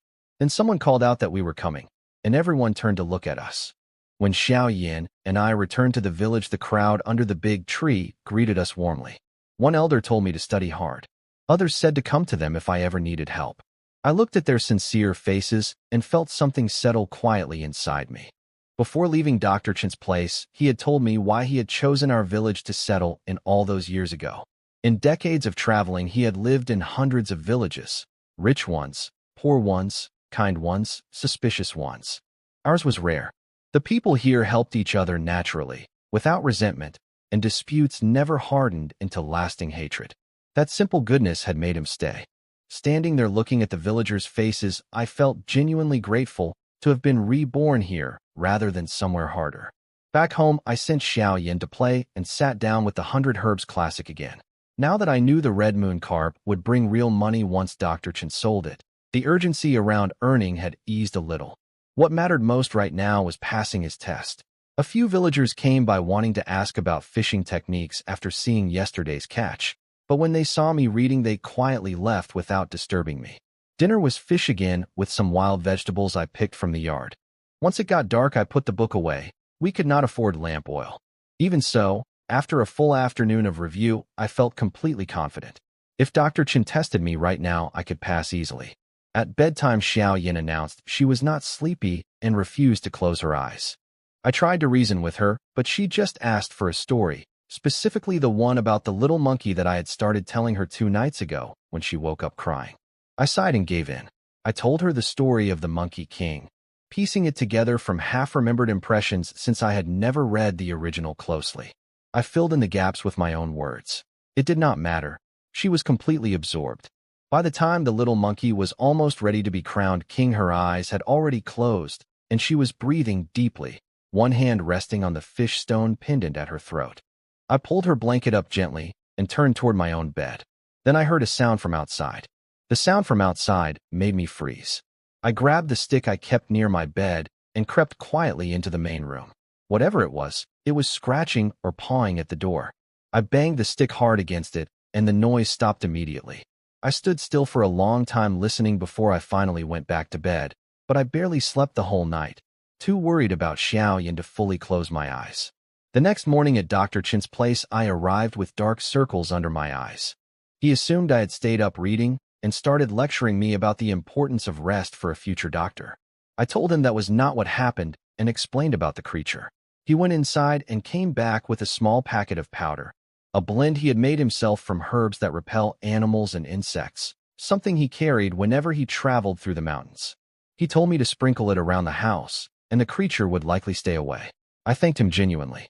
I had been hesitant to set traps because the footprints had glowed white in my ability's vision, which meant whatever left them was not ordinary. I did not want to provoke something I did not understand. After that, we returned to the 100 Herbs Classic. Dr. Chin was visibly impressed by how much I had absorbed since the day before. He commented that I must have worked hard the previous evening. I accepted the praise quietly without telling him the truth. He advised me to start comparing the book's descriptions against real plants in the area. Knowing the written knowledge was one thing, but identifying actual herbs in the field was different. Then he mentioned he would be going into the city the next day to deliver medicine to a pharmacy and would sell the red moon carp while he was there. I immediately said I had things I wanted him to buy. He asked what. I told him an iron pot. Our only one had been sold during the difficult period before I arrived. And salt, which was running low. He agreed to both. I held back from asking for more even though I needed oil, grain, clothing, and other things. He was already doing me a great kindness. The other items I could get at the village market later. Back home, I scattered the powder carefully all around the house. I felt confident the problem was solved. That night, after Xiao Yin fell asleep, I heard the sound again. The scratching sound was back. Dr. Chin's powder had not worked at all. 2 nights of bad sleep had worn my patience thin, and I decided I needed to see what this creature actually was. I crept to the front door, then yanked it open suddenly. A dark shape shot out into the yard and froze near the fence, staring back at me. In the moonlight, I could finally see it clearly. It was a small black animal, about 2 feet long, shaped somewhere between a cat and a leopard, with 2 enormous eyes that glowed like lamps in the dark. Its fur was puffed out, and its body was low to the ground, tense and watchful. I looked at it carefully and activated my ability. Red light appeared around it. The description said it was a black night spirit leopard, a spiritual beast, still a juvenile, female, extraordinarily fast, claws sharp enough to crack stone and split metal. And it had an intense love of fish, but a natural hatred of water, meaning it could never catch any itself. I nearly dropped my stick. This tiny creature was the same grade as Dr. Chin. The powder had not worked because it was not an ordinary animal. It was a spirit beast, and those claws could tear through stone. I carefully hid the stick behind my back and smiled as calmly as I could. I went quietly to the kitchen and came back with 2 pieces of dried fish. The creature's enormous eyes followed the fish the moment it saw them. I tossed the pieces gently onto the ground away from it, then stood still and waited. The creature watched me without moving for a long moment. Then, once it seemed sure I was not a threat, it blurred forward in an instant. I barely saw it move, and the fish were gone. Then it leapt over the fence and vanished into the dark. I went back inside and lay down. My heart was pounding properly now that the danger had passed. That thing could tear through stone with its claws. If it had felt threatened, it could have killed me without effort. The only reason we were both fine was that it was timid and wanted fish, not a fight. I stared at the ceiling thinking about this. The creature was a juvenile, which meant it had probably been driven away from its parents or lost them somehow. And I had a strong feeling it would come back, which meant I could not put fishing aside the way I had been planning to. I needed to keep catching fish, not just for myself and Xiao Yin, but apparently now for a red-grade spirit beast that had decided my house was worth visiting. I let out a long, tired sigh in the dark. That night, I finally slept well. The creature did not return after I had given it the fish, and I woke up feeling genuinely rested for the first time in days. The next morning, I took Xiao Yin fishing at one of the other spots I had found earlier. Not the rare fish spot, just a regular white-grade location. I caught a decent half-bucket of fish in about an hour, including a grass carp weighing a couple of pounds and various smaller ones. That should be enough to keep the spirit beast fed for several nights. Sure enough, that evening after Xiao Yin fell asleep, the scratching came again. This time I was ready. I opened the door calmly with a wooden basin of fish already prepared. The creature was standing in the middle of the yard, much calmer than the night before, still watchful, but not puffed up with fear. I set the basin down gently, stepped back inside, and waited. It darted forward in a blur, grabbed the largest fish, and disappeared. A few minutes later, it came back for another. I watched for a while, then went to bed, leaving it to eat in peace. When I checked in the morning, the basin was empty. More than 2 pounds of fish, all gone. The little creature had quite an appetite. I put it out of my mind, packed some fresh small fish as a gift for Dr. Chin since he had mentioned enjoying them, and headed up the hill with Xiao Yin. Dr. Chin had just finished his morning exercises. He asked right away if the powder had kept the animal away. I told him honestly it had not worked at all. The creature had come back both nights. He was genuinely surprised, saying nothing should be able to ignore that mixture. I described what I had done instead, leaving fish out for it. He asked me to describe the animal. I told him it was black, about 2 feet long, with white paws and a white patch at the throat. He thought carefully, then shook his head. In all his decades of traveling, he had never seen or heard of an animal matching that description. I hid my surprise. Even he did not know what it was. He said that since the creature showed no aggression and only wanted food, there was no need to drive it away. I agreed, and privately I had no intention of trying anyway, given what my ability had told me about those claws. Xiao Yin had been listening and immediately asked if she could see the creature next time I fed it. I told her it only came after she was asleep. She looked a little hurt and asked if it disliked her. I told her it was probably just shy and would come around once it felt more comfortable with us. Then I handed Dr. Chen the fish, and he told me the things I had asked him to buy were already inside waiting for me. Inside the house, I found a brand new iron pot sitting on the floor. Dr. Chen came out of the back room carrying a cloth bag and handed it to me. The weight of it surprised me. He told me the red moon carp had sold for the full 100 taels. The nobleman he delivered medicine to had a wife who needed nourishment, and the moment he heard about the fish he paid the highest price without bargaining. Dr. Chen said simply that my luck had been good. After deducting 10 taels for my medical treatment, and 5 more for the iron pot and salt, 85 taels remained. I looked inside the bag at the silver ingots and loose silver pieces. He had already broken some of it into smaller amounts for daily use. I tried to question the 10 taels for medicine, but held back. Knowing what I did about the rare herbs he had used on me, I suspected he had actually charged me far less than the real cost. Then he told me he had already seasoned the iron pot for me the previous night, so it was ready to use immediately. I tried to pay him for the pork fat he had used, and he waved me off, saying it was nothing worth counting. I felt genuinely moved. This man kept giving without making any show of it. Then he told me to lie down. This was the third and final acupuncture session. After this, my foundation was stable enough that I no longer needed the treatment. Just rest and good food going forward. I fell asleep almost as soon as the last needle went in. When I woke up, everything felt different. Not the temporary surge of energy from before. This felt real and settled, like my body had finally come back to itself properly. I got dressed and walked outside.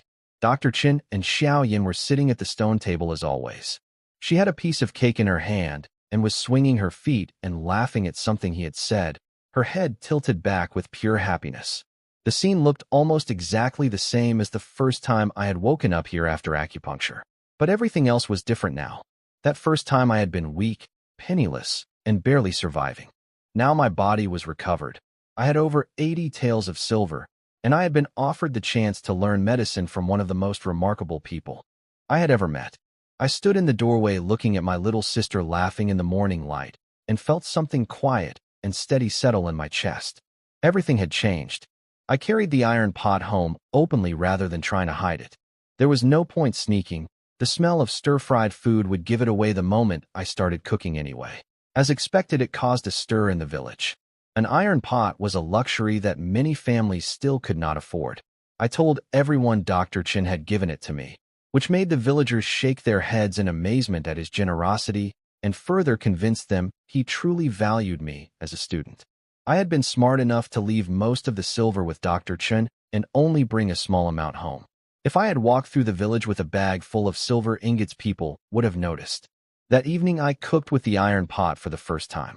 Fried fish, fish soup, and stir-fried greens. The moment I tasted the vegetables, I felt something loosen in my chest.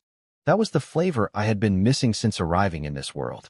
Stir-frying was completely different from boiling and steaming. The heat, the oil, the smell. Even Xiao Yin, who usually avoided vegetables, ate every last bite. After dinner, I sat outside in the old reclining chair watching the evening sky and thought about the market.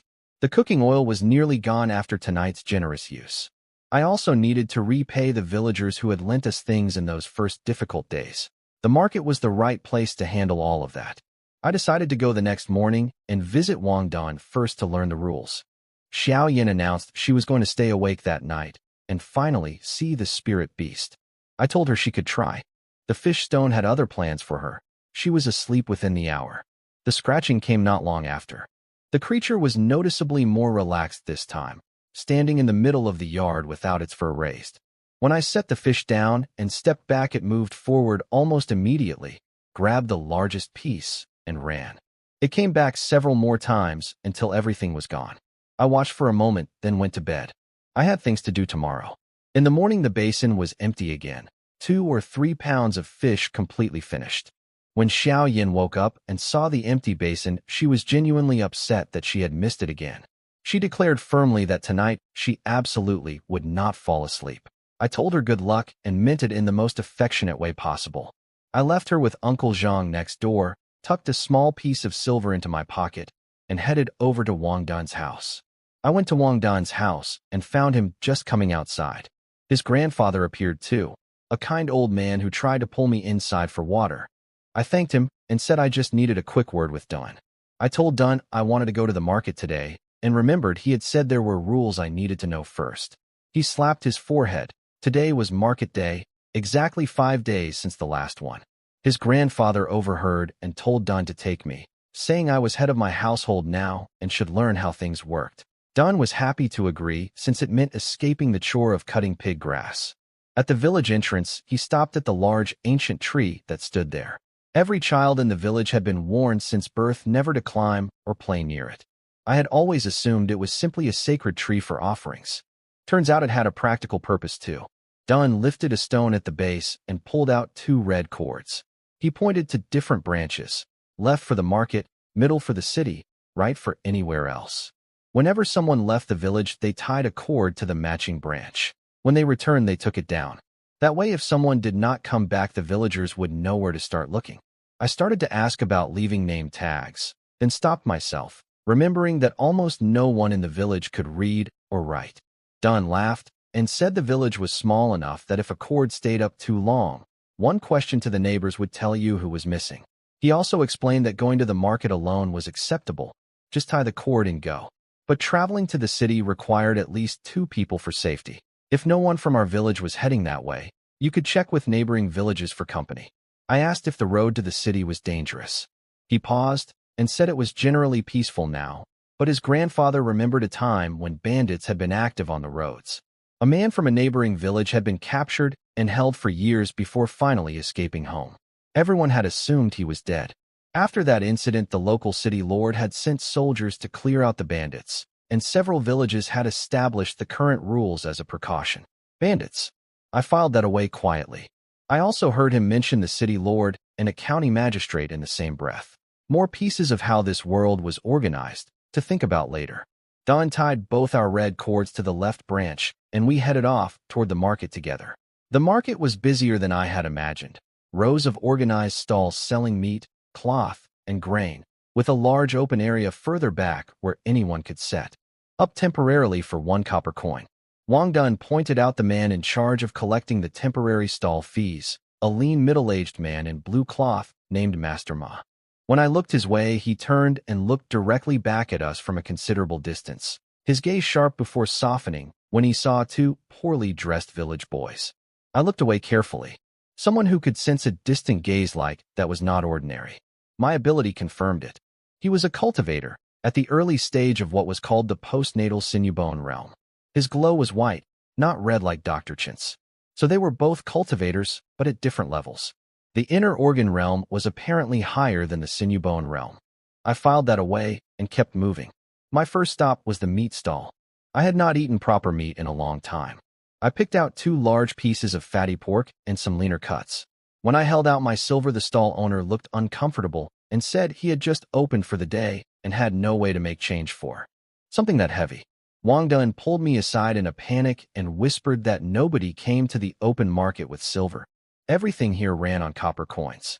I told him I had no copper, only this piece of silver, and I had a lot of things to buy.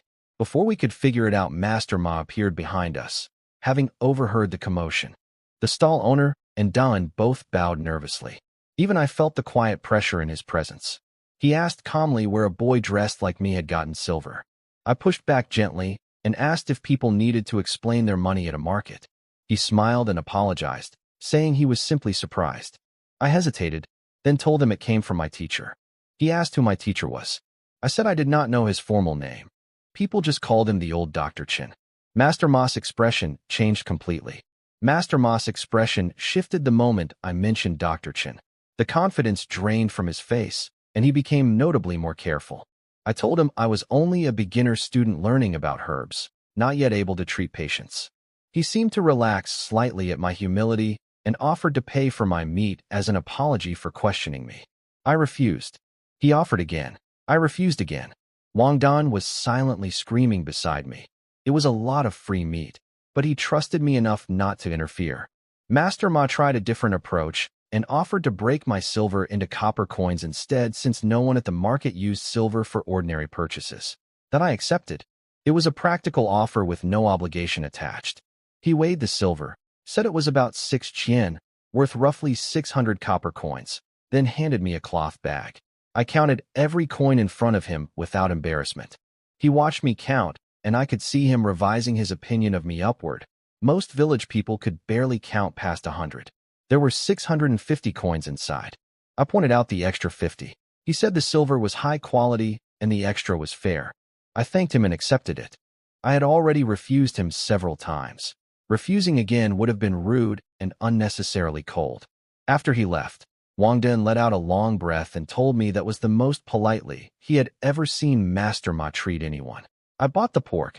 The stall owner knocked off a few coins once he heard I was Dr. Chin's student, saying the old doctor had once saved his wife's life. Then Dan and I walked through the rest of the market together.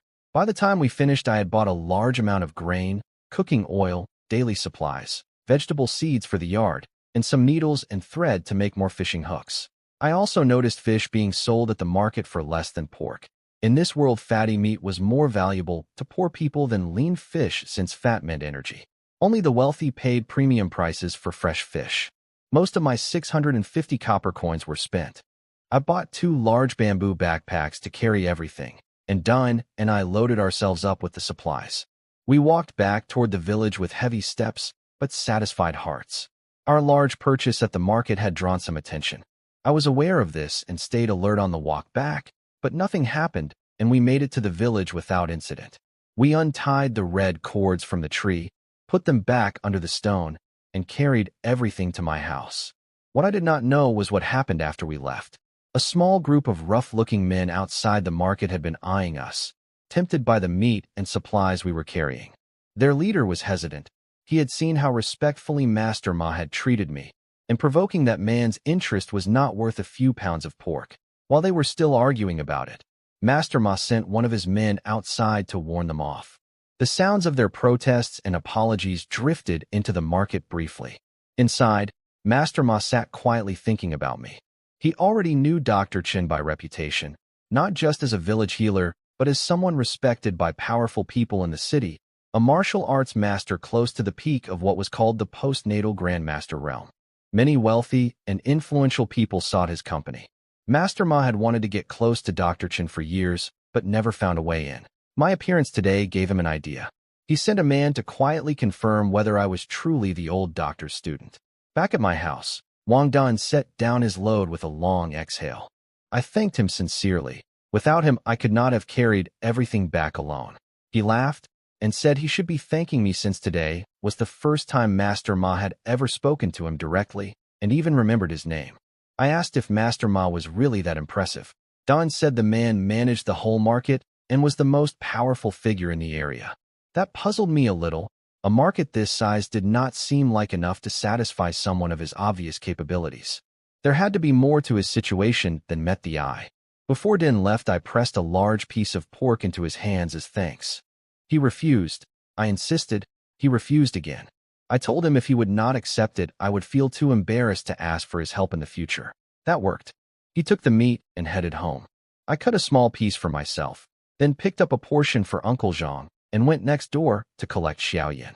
The smell of braised pork filled the whole kitchen and drifted out into the street. I had found a woman at the market selling homemade bean paste, a recipe passed down from her grandfather who had once worked in a city restaurant. The flavor reminded me of soy sauce. I bought several jars on the spot and felt genuinely excited for the first time about cooking in this world. I also found someone selling sugar, which was more expensive but worth it. With those two ingredients, I made a simplified version of red braised pork, blanched, pan-fried until golden, then stewed slowly with bean paste, sugar, and salt until the meat was tender and the sauce thick and glossy. When I lifted the lid to reduce the sauce, the smell hit both of us so hard that Xiao Yin started fanning the steam toward her face. Neighbors walking past outside stopped in their tracks.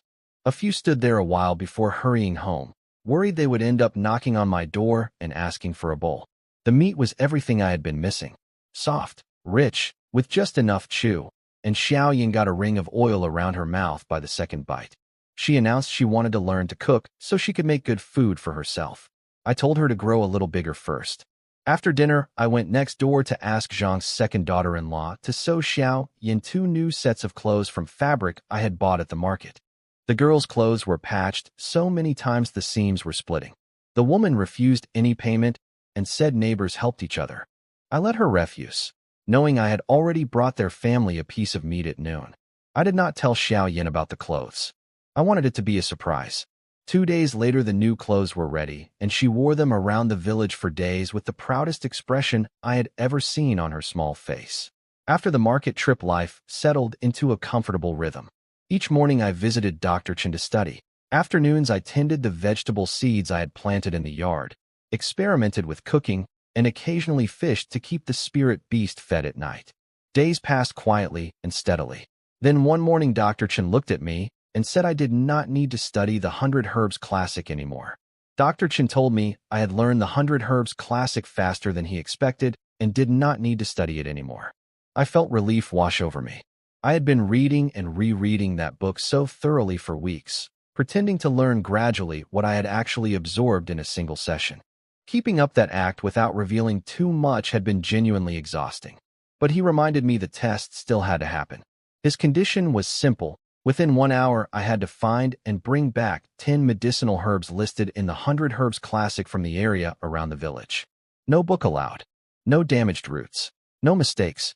I took the herb basket and digging tool he offered and headed down the hill feeling confident. That confidence faded quickly. The first herb I found took nearly 15 minutes to dig up carefully without damaging the roots. If every herb took that long, I would run out of time. I pushed myself to move faster. I moved along the paths, scanning both sides of every trail, using my ability the moment I spotted anything promising. Dandelion, cocklebur, plantain. One by one I dug them up and placed them carefully in the basket, wiping sweat off my face with muddy hands. A villager spotted me and laughed at how dirty I looked. When I explained it was a test from Dr. Chen, he immediately went serious and offered to help. I turned him down. This had to be done alone. He ran off into the village, and I thought nothing of it. What I did not realize was that within minutes practically the whole village knew I was being tested. Everyone quietly made sure to stay out of my way and kept the children from running near me. The village became unusually still. I noticed it was quieter than normal, but had no time to think about why. I reached 9 herbs with time running short and racked my brain for where to find the last one. Then I slapped my forehead. I had been overthinking it. The answer was right at home. I ran back to my own yard and looked at the small patch of plants growing in the corner. Cowbone grass. It had been there since the very beginning. I ran back up the hill with the full basket, slightly out of breath. Dr. Chen looked through the herbs carefully and nodded with satisfaction. Then he said something that made me pause. He mentioned that the area around the village only had about 10 types of medicinal herbs growing in it, and that reaching all of them in time showed I had been paying attention. I felt quietly ashamed. Honestly, I had not been paying careful attention to what grew near the village. I had been relying on my ability to identify things as I stumbled across them rather than actively mapping out what was nearby. Dr. Chen thought I had been diligent. The truth was I had barely made it in time because I had been careless. I made a private note to do better. He told me I had passed, then asked me to go down and bring the village elders up to witness the formal ceremony. I stared at him for a moment. I had not expected anything formal. Then I ran back down. The whole village already knew about the test and had been watching anxiously all morning. When I told them Dr. Chen wanted witnesses for the official apprenticeship ceremony, people started getting ready immediately. Some changed into their best clothes they only wore at New Year.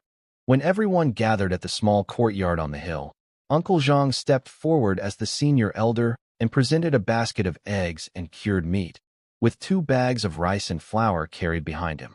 He said it was the village's contribution to my apprenticeship gift since I could not afford one myself. Then he told Dr. Chen something I had never heard before, something not in the original boy's memories. He said that many years ago during a famine and desperate migration, it was my grandfather who had led and supported the group of people who eventually became the founders of our village. Without him guiding them through that disaster, Ninely village might never have existed. My grandfather had fallen ill during the journey and never fully recovered, dying young. The village had always carried that debt quietly. Uncle Zhang bowed deeply to Dr. Chen on behalf of everyone and asked him to be patient with me given my difficult background. Every villager bowed with him. Even Dr. Chen, who had spent decades cultivating his composure, was visibly moved. I was completely stunned, both by what I had just learned about my grandfather and by what the villagers were willing to do for me. Dr. Chen lifted Uncle Zhang to his feet and assured him that taking me as a student was a good thing for him too, and that he would teach me properly. After some gentle back and forth, he accepted a few eggs and a piece of cured meat as the symbolic apprenticeship gift and refused everything else. I quietly resolved to pay the value back to the village somehow. Then, with everyone gathered as witnesses, the formal ceremony began. The ceremony itself was simple. Dr. Chen was not a man who liked formality. I bowed to the ancestral teacher's tablet, then knelt and offered him tea with both hands. He accepted it, took a sip, and that was it. I stood and called him Shifu for the first time. He told me to rise. Then he gave each villager a small cloth medicine packet he had prepared himself, blended to repel insects and help with sleep, effective for about 2 weeks when hung near the bed. The villagers who had been trying to be polite about refusing gifts immediately forgot their hesitation. It was mosquito season and everyone wanted one. I handed them out one by one, starting with Uncle Zhang. Before the villagers left, Uncle Zhang pulled me aside quietly and asked me to visit my grandfather's and parents' graves when I had time, to share the good news with them. I promised him I would. After everyone had gone down the hill, I stood at the entrance of the courtyard watching their figures disappear below. Dr. Chen stood beside me and said my grandfather had planted seeds of kindness long ago, and that was why I had such good neighbors today. I told him I had never known any of this. My grandfather and parents had never spoken of it. He said that was the mark of a truly noble person, someone who did good without expecting anything back. He sounded genuinely regretful that he had arrived too late to ever meet my grandfather. Then I asked him something that had been sitting in my chest since Uncle Zhang's speech. I asked if he knew how my parents had really died. Uncle Zhang had mentioned they had been deceived and met their end through some kind of trouble. That was different from what the original boy had been told, that they had drowned accidentally. Dr. Chen was quiet for a moment. He said he had been away treating a patient in the city when it happened and had only heard the drowning story secondhand. He had never seen the bodies himself.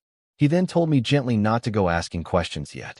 Uncle Zhang and the others had kept this from me deliberately, and it was not out of ill intent. They were protecting me and Xiao Yin until I was strong enough to handle whatever the truth involved. Asking now, while I was still weak and without resources, would accomplish nothing. I thought about it honestly. I did not have a deep personal grief for parents I had never truly known. What worried me was whether their deaths had left some danger pointed at me and Xiao Yin. But Dr. Chen was right. Knowing the truth right now would not change anything. Learning and becoming capable was the only path forward. I told him I understood. He looked pleased, then said there was something he wanted to teach me now that I had formally become his student. Dr. Chen, my Shifu now, told me that a good doctor needed 3 things: excellent medical skill, a calm and unshakable mind, and a strong, healthy body. He explained the calm mind first. Doctors encountered all kinds of patients, people screaming in pain, people near death, people with frightening conditions, and sometimes people or family members who became angry and unreasonable. Without composure, accurate diagnosis became impossible. His expression as he described difficult patients told me he had personal experience with this. The strong body mattered for the same reasons. Dealing with difficult situations, traveling into mountains for herbs, journeying long distances. A doctor who was sickly could not serve anyone well. Then he asked if I remembered the martial form he had been practicing the first morning I arrived. I said yes, more honestly than he knew. He told me he had learned that technique when he was young and credited it with keeping his body strong into old age. Now that I was formally his student, it was time to teach it to me. I tried to look appropriately surprised that he knew martial arts. Before teaching the form itself, he sat me down and explained the structure of cultivation in this world. There were two great divisions, postnatal and prenatal. Within the postnatal level alone, there were three stages: blood chi realm, sinew bone realm, and inner organ realm. Blood chi practitioners circulated and strengthened their vital energy, becoming physically powerful, strong enough to throw off several men at once. Sinew bone practitioners went further, tempering their bones and tendons through special methods until they could pull a running horse to a stop or throw a bull with bare hands. Inner organ practitioners had pushed external strength to its limit and turned inward, hardening the 5 organs and 6 viscera, things normally fragile and easily damaged. A master of this realm could run 1,000 li without exhaustion or hold their breath underwater for hours. This was considered the absolute peak of human potential, earned by perhaps 1 in 10,000 people, and those who reached it were called grandmasters. I thought about Master Ma at the market and the pressure I had felt from him even from a distance. Now I understood why. I asked what lay beyond that, the prenatal realm. Shifu shook his head and said he genuinely did not know. Those people were rarely seen by ordinary practitioners. Some wandered the world freely, others held power over entire nations. Then I asked what his own level was. He laughed and said he was old and it did not matter anymore, that he was a doctor, not a fighter. I let it go. He was not going to tell me. Then he said that whatever his level, he was perfectly capable of teaching me the fundamentals of physical cultivation and the form he had promised. He told me to pay close attention. Shifu told me the form was easy to learn but difficult to master, then began demonstrating it from the beginning. The moment he started the first move, my ability activated automatically. Cultivation method detected. Begin simulation? I said yes silently. The progress bar climbed steadily as he moved through each technique, and by the time he reached the final movement and settled into his closing stance, it hit 100%. Simulation complete. The technique was called the body-nourishing fist. Shifu had created it himself by taking a fragmentary, incomplete technique he had found in his youth and working out the missing parts through his own understanding. The description said it could refine blood and chi, strengthen sinew and bone, and if practiced deeply enough, carried a real chance of breaking through to the inner organ realm. I was quietly stunned. Independently developing a complete cultivation method from a broken, incomplete one was not the work of an ordinary person. Shifu was far more remarkable than he let on. When he finished and asked if I had understood what I saw, I told him honestly that I had not. He laughed and said that was expected. The outward form meant little. The real substance was in the breathing methods and mental guidance for circulating blood and chi, which he then spent the next 2 hours teaching me step by step. By the time he stopped, we had covered the first 9 of 36 movements. He said those 9 were focused on circulating blood and regulating breath, the foundation. If I practiced them consistently and truly mastered them, I would enter the blood chi realm. The remaining movements were too demanding for my current body and would wait. He reminded me not to push too hard or too fast, and also told me to eat more meat. Cultivation consumed energy, and I needed to keep my nutrition up or I would wear myself out rather than strengthen myself. He mentioned he still lacked a few herbs to complete a blood-nourishing formula that could speed up my progress, and that he would look for them next time he went into the mountains. I told him he had already done far more than enough. He waved me off. Before I left, he handed me another book, an acupuncture and meridian points treatise. He told me to memorize all the body's pressure points before my next visit because he would be testing me on them. I walked down the hill carrying a sleeping Xiao Yin in my arms, the new book under one arm, feeling slightly dazed. Back home, my first stop was Uncle Zhang's house. I pressed money into his hands to cover what the villagers had contributed to my apprenticeship gift. He tried to refuse. I insisted. The villagers had little enough as it was. I was not going to let them carry that cost for me. Then I went to the yard to begin practicing. This time I was going to use my ability while training. I chose to begin cultivating immediately. The moment I confirmed it, a flood of understanding poured into my mind. Not memorized instructions, but genuine felt insight, like suddenly knowing how a movement should feel from the inside. I began practicing the first 9 movements of the body-nourishing fist in the yard. The first run-through was clumsy and unsteady. The second was noticeably smoother. By the third, I was finding a rhythm. Each repetition built on the last in a way I could feel physically, not just understand mentally. When I tried to move into the 10th technique on my first attempt, my body ached sharply and resisted. Shifu had been right. The later movements were beyond what my current body could handle. I pulled back immediately and returned to the first movement.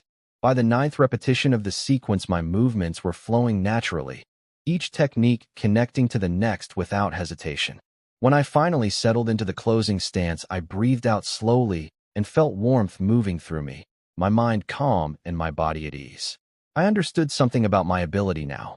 Simulating a technique did not hand me mastery. It gave me deep intuitive understanding that made learning dramatically faster. The actual strength still had to be built through real practice, repetition by repetition. The ability was a powerful guide, not a shortcut. My stomach growled loudly right after I finished. I had burned far more energy than I expected. I went inside and cooked a proper meal: cured pork with wild greens, steamed fish, and several bowls of rice. I ate everything. I could not remember being that hungry since the first days after waking up in this body. Afterward, I sat in the reclining chair to think. A lot had happened today. I was now formally Dr. Chin's student, the first real foundation I had in this world. I had learned about the cultivation levels and how extraordinary even mid-level practitioners could be. I had confirmed that my ability could dramatically accelerate my training. And I had heard the first hint that my parents' deaths were not the accident everyone claimed. I decided my priority going forward would be cultivation first, medicine second. My ability made both achievable together. But cultivation required meat and good food consistently, which meant money. The Red Moon Carp funds would not last forever. In a few days, I would go back to the rare fish spot and try my luck again. As for my parents, I would leave that question alone for now. When I was strong enough to actually do something about whatever the truth was, then I would ask. For now, I pulled out the new book Shifu had handed me on the way down the hill and opened it. I opened the Acupuncture and Meridian Points treatise, and my ability immediately offered to download it. I read through every page, the progress bar climbing steadily until it finished. Then I chose to learn. The knowledge settled into me like the herb book had, complete and clear. The human body's pressure points, how they connected to every organ and function, how a skilled practitioner could heal serious illness with needles alone, without any medicine at all. I sat quietly afterward, feeling genuinely humbled by how deep this field went. I knew I had only absorbed theory. Actually using needles on a real patient without hurting them would require years of practice under proper guidance. But understanding the foundation already put me far ahead of where I would have been otherwise. I spent the rest of the evening reviewing the book in the fading sunlight until it got too dark to read. That night, Xiao Yin fell asleep again before the spirit beast arrived. The small creature had an uncanny sense of timing. It always waited until she was fully asleep. I had barely finished tucking in her blanket when the familiar scratching came at the door. I brought out the fish basin and opened the door. The black creature jumped back one neat step, then sat down with both front paws together and watched me calmly, waiting. It was noticeably more relaxed than when we first met. No puffed fur, no tension. It ate directly from the basin now instead of grabbing one fish at a time and hiding to eat it. I set the basin down and stepped back as usual to give it space. Its claws could split stone. I had no intention of crowding it. When it finished and hopped over the fence, I moved to collect the basin. Then I stopped. It had come back. I asked if it was still hungry. It looked at me with an expression I could only describe as mildly contemptuous. Then I noticed it had something in its mouth. It walked forward, set the object down on the ground, and stepped back. Then it just waited and looked at me. I picked it up carefully. It was a plant, roots still attached, soil still clinging, with several fine root hairs spreading from the base. In the dim moonlight, I turned it over slowly, and the longer I looked, the more certain I became. Before I could fully form the thought, my ability answered for me. The glow that appeared was white with a faint thread of red woven through it. Ginseng, over 100 years old. The description said ginseng of sufficient age could develop a spiritual awareness and begin to manifest its own consciousness. 100-year-old ginseng root, brought to me as a gift by a spirit beast. My eyes went wide and stayed that way. 100-year-old ginseng root. I kept turning it over in my hands, barely able to believe it. In the 100 Herbs classic, ginseng was listed among the most precious medicinal plants in existence, and its value grew with every passing decade. A root with decades of growth was already worth a great deal. One over 100 years old was the kind of thing medicine shops kept as their most prized treasure, and the faint red glow mixed into its white light told me this one was already edging toward the properties of a spirit herb, something beyond ordinary medicine entirely. I looked over at the spirit beast, who was calmly licking its paw and washing its face as if nothing remarkable had happened. I crouched down and tried my most friendly voice, asking if it could bring me more things like this in exchange for whatever fish it wanted. It glanced at me sideways with an expression that I can only describe as mild contempt, then walked to the fence, leapt over, and disappeared into the dark. I laughed quietly to myself. Being looked down on by a small animal was apparently how my evening was ending. I lit an oil lamp, a rare indulgence, and carefully cleaned the soil from the root with a damp cloth. The main body was plump and rounded, the long root hairs spreading out in a shape that was beginning to resemble a small human figure. Some of the finer roots had been snapped off during digging, which was a shame, but I could hardly complain. The creature had brought me a treasure. Expecting perfect technique was too much to ask.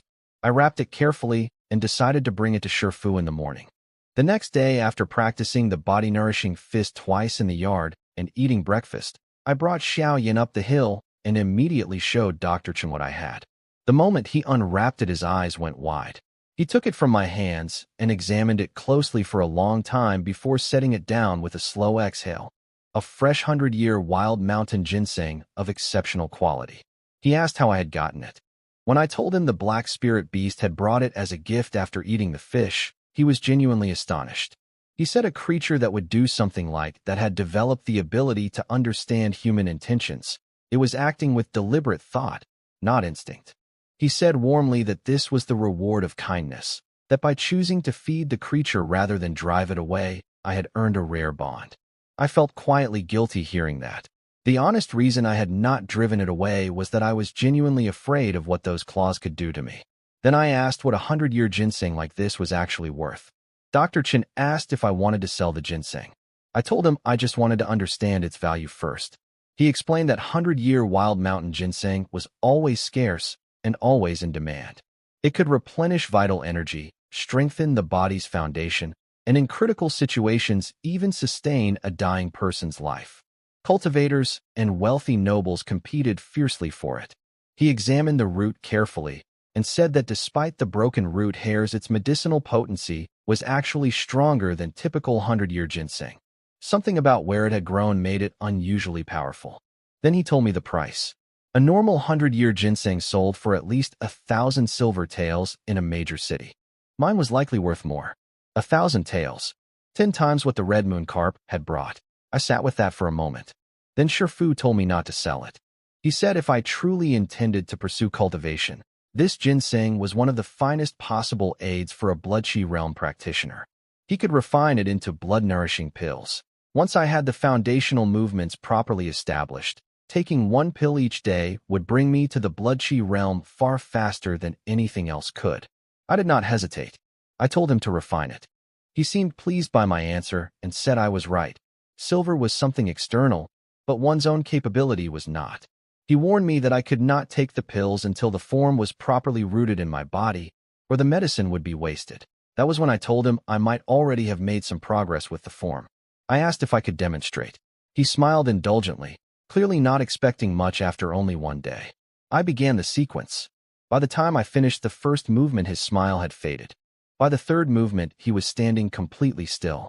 I worked through all 9 movements, then started again from the beginning, running the full sequence 9 times before settling into the closing stance. When I looked up, his face was frozen in an expression I had never seen on him before. He murmured something about 9 cycles completing the return, blood and chi fully active. The form had been fully internalized. Then he turned to me with unusual intensity and asked what had happened when I practiced yesterday.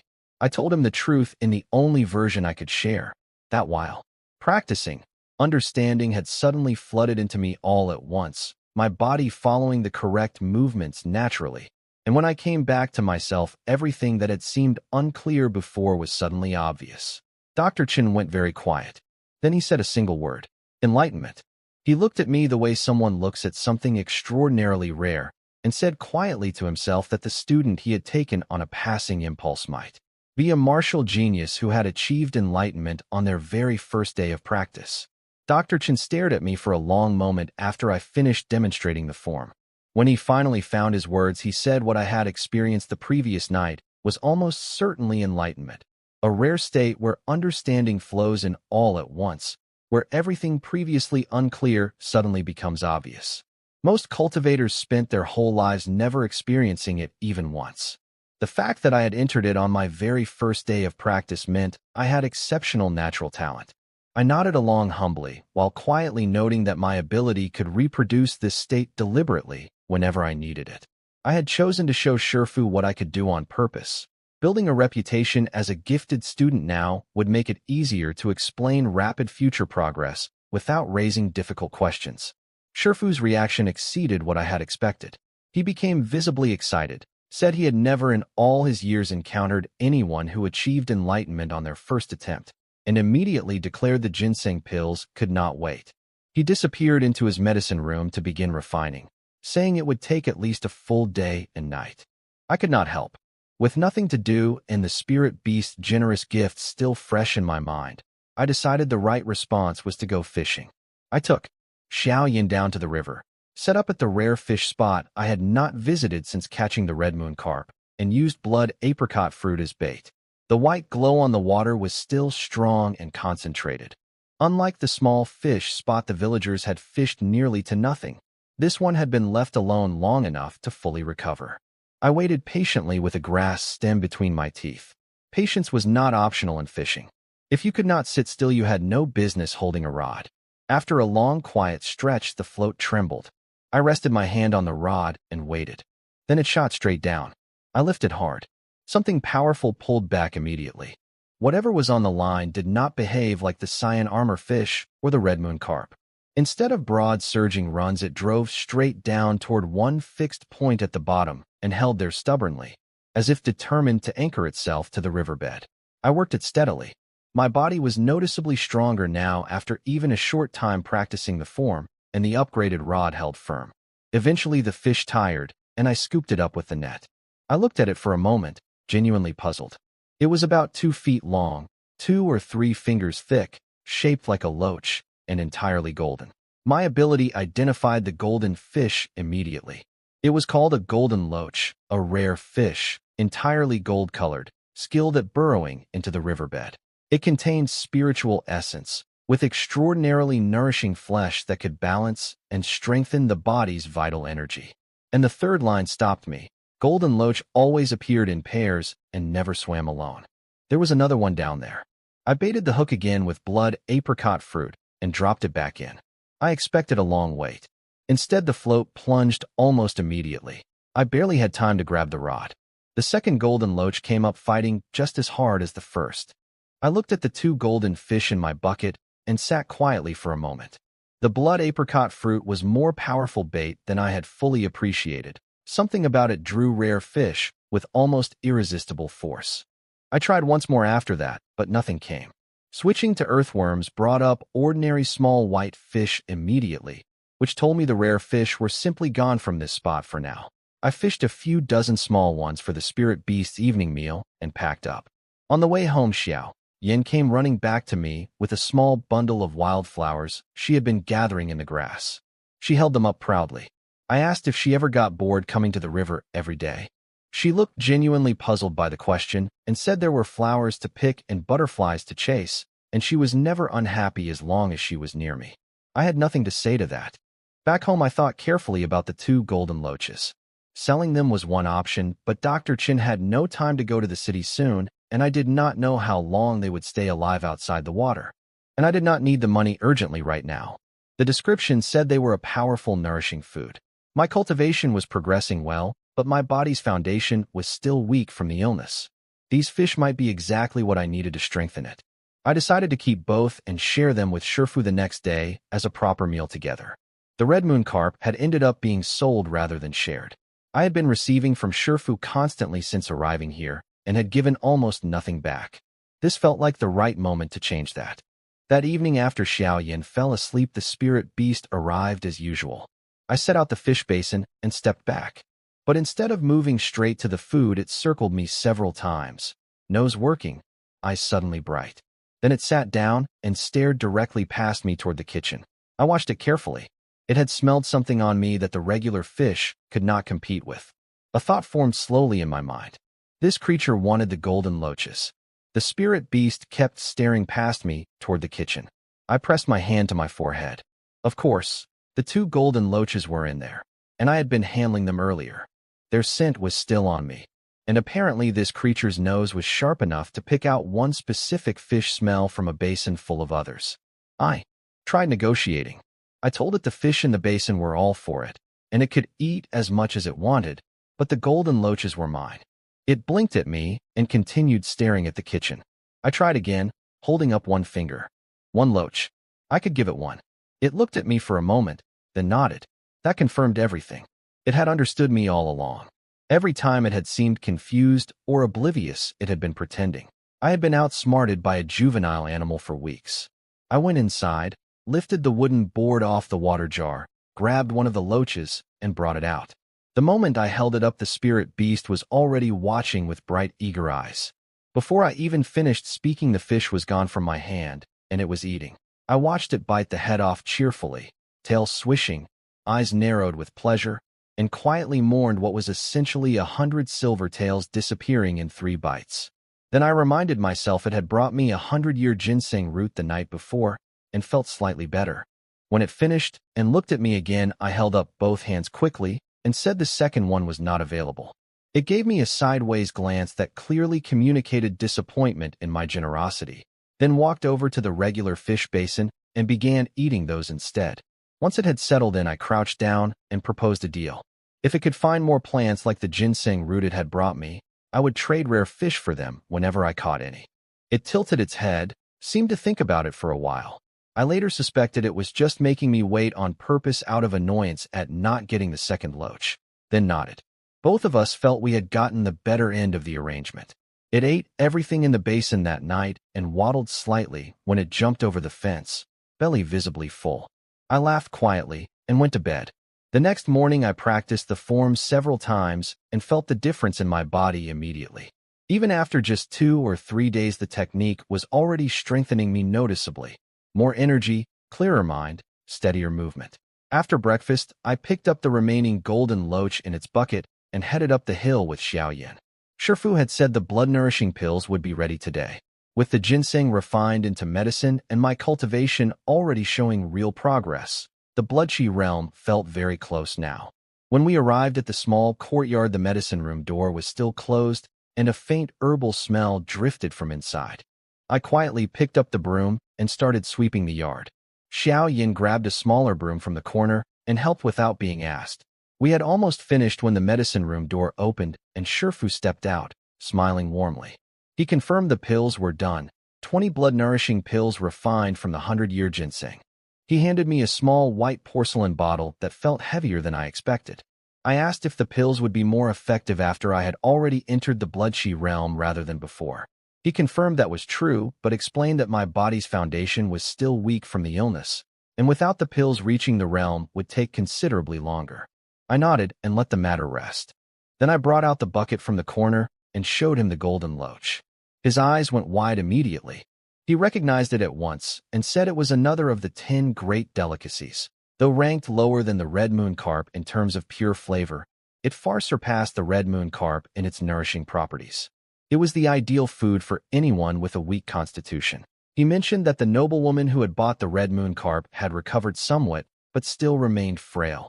If she had eaten golden loach instead, she would likely have fully recovered. Then he grew thoughtful and asked where exactly I had caught it. When I told him it was the same spot where I had caught the red moon carp, his expression became serious. 2 different rare fish from the 10 great delicacies, from the same small rural Shifu, said the golden loach had arrived at exactly the right moment. My body's foundation was still weak from illness, and filling that gap would normally require burning through several of the precious pills. The loach could do the same thing through food, saving the pills for their proper purpose. I tried to insist the fish was meant as a gift for both of us to share. He said he would have one bowl of soup and the rest was mine. He cleaned and prepared the loach himself, keeping even the blood, added several medicinal herbs, and set it to simmer. The smell that filled the house over the next hour was extraordinary, a deep, rich, living freshness that made both Xiao Yin and me swallow repeatedly just breathing the air. When it was ready, he served small bowls for himself and Xiao Yin, then pushed the rest of the pot directly in front of me. He told me to drink all of it, including the solids at the bottom, and not to leave a drop. I drank. One bowl, then another, then the rest. The flavor was unlike anything I had tasted, so fresh it seemed to open every pore in my body at once. Even Shifu, who had decades of experience with rare ingredients, paused after his first sip and said quietly that he finally understood why wealthy people paid fortunes for these fish. A short while after finishing, I felt heat spreading through my body, gathering in my core. Shifu told me to go outside and practice the form immediately to direct the medicine. I walked into the yard and began.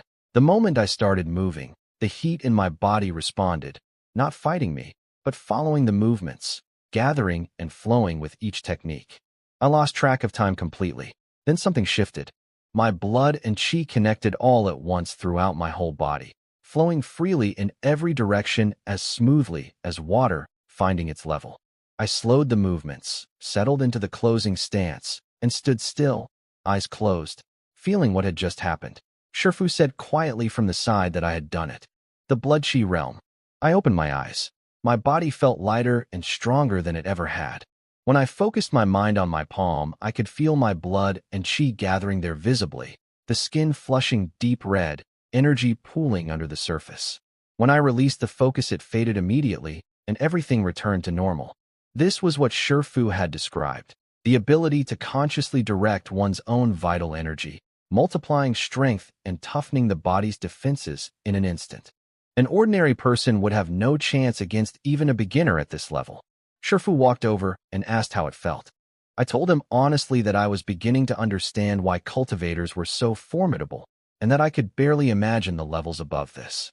He said with quiet confidence that reaching those levels was only a matter of time for someone with my talent. Then his expression grew serious. He said that now that I had become a true cultivator, there were things I needed to know. There was a distinction in martial cultivation between training methods and fighting methods, and it was time he explained it. River, that was not normal. He did not know the reason, but told me firmly never to mention the rare fish to anyone outside the village. Something that valuable would attract dangerous attention. If word spread that this river contained rare fish, outsiders might try to seize it and drive the villagers away. I understood immediately. I had already decided privately that I would not sell any more rare fish regardless. My arrangement with the spirit beast made far more sense anyway. When I mentioned that the second golden loach had been eaten by the spirit beast, Shifu just smiled and said it was fair exchange given what it had brought me. He suggested we cook the remaining one together and share it. Then he said something that made me stop. He said the timing of this fish was fortunate. If things went well, today might be the day I entered the blood qi realm.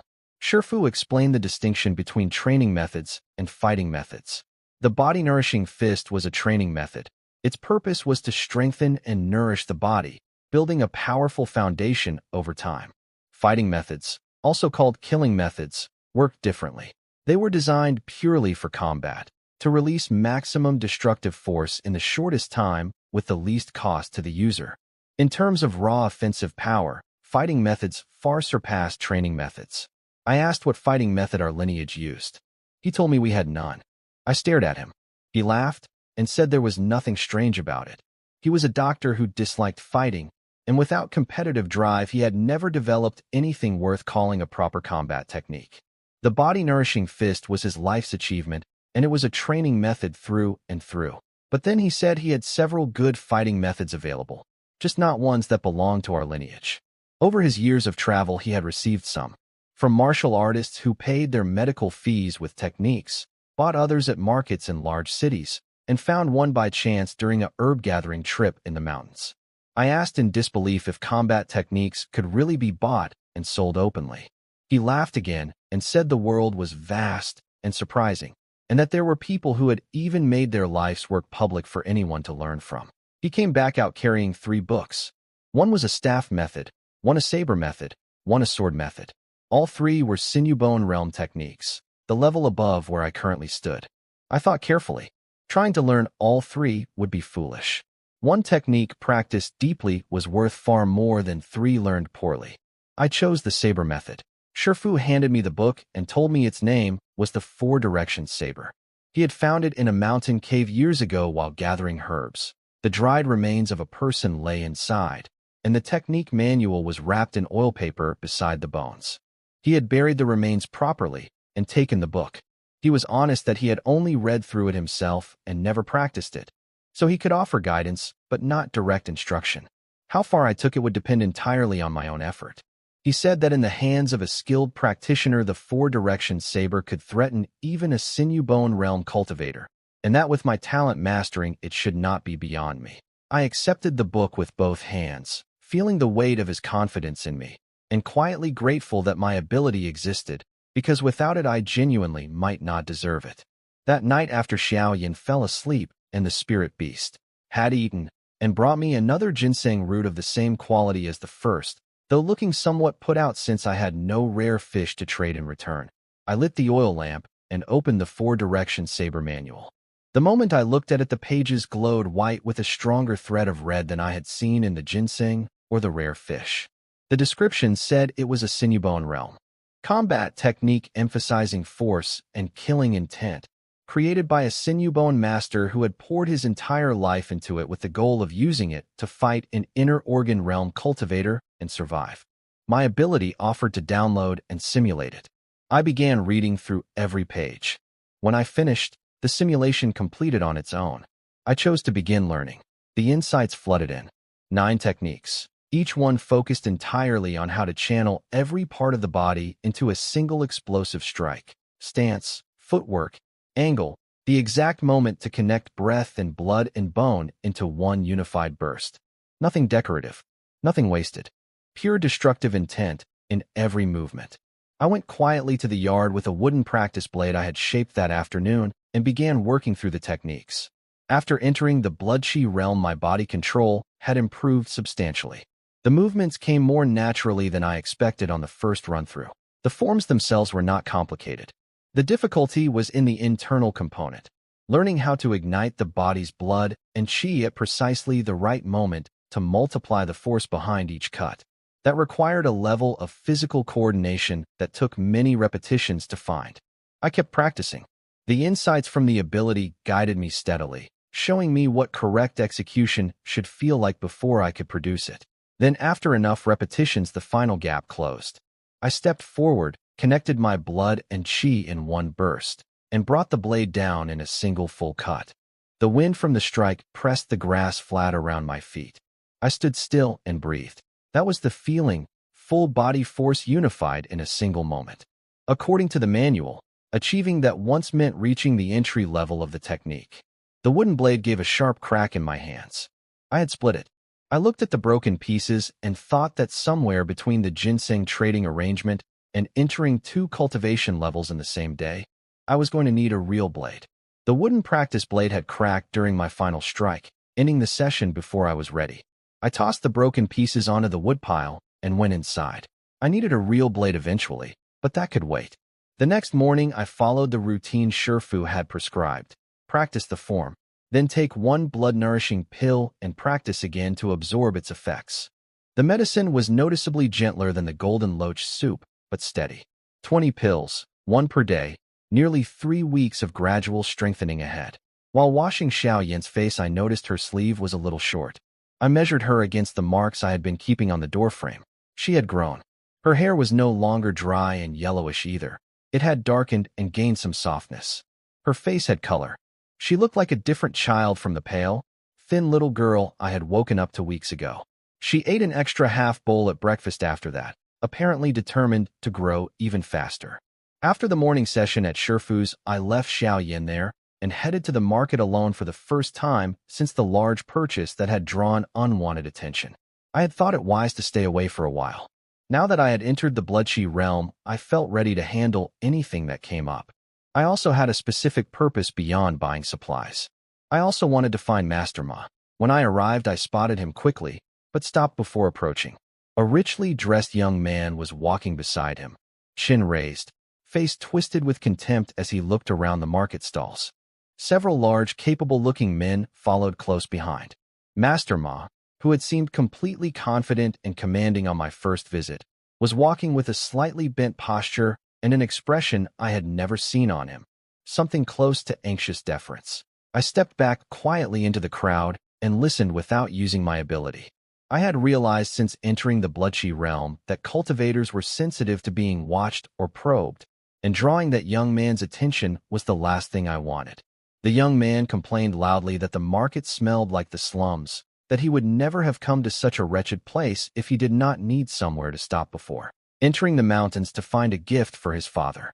He spotted the pork stall with its hanging organs and nearly gagged, saying he could not believe people here sold such lowly meat. Master Ma kept his back slightly bent and his voice smooth and accommodating. I stayed where I was and watched, listening carefully. The young nobleman's voice carried clearly across the whole market as he pointed at the pork stall and demanded to know why such filthy meat was being sold in a place where people walked. The stall owner went completely still. Everyone else went quiet too. Master Ma smoothly guided the young man away, promising that his lodgings had been prepared and were clean and comfortable. Once they were gone, the market slowly came back to life. I stepped out from where I had been watching. Those bodyguards had not said a single word the entire time, had barely changed expression, and every one of them felt dangerous. Without even using my ability, I could sense they were strong, probably Sinubone realm or higher, every single one. Whatever family this young man belonged to, they had resources far beyond anything I had encountered in this village. I filed that away and went to do my shopping. Rice, flour, meat. The supplies at home had run low again. I found the pork stall and started picking through the cuts. I was still choosing when I heard a familiar voice behind me. It was Master Ma. He had clearly not expected to see me either. I turned and saw him staring, and I could tell from his expression that something about what he was looking at surprised him. Last time I had been thin, pale, and wearing patched clothing. That had apparently not changed much on the outside, but something else clearly had.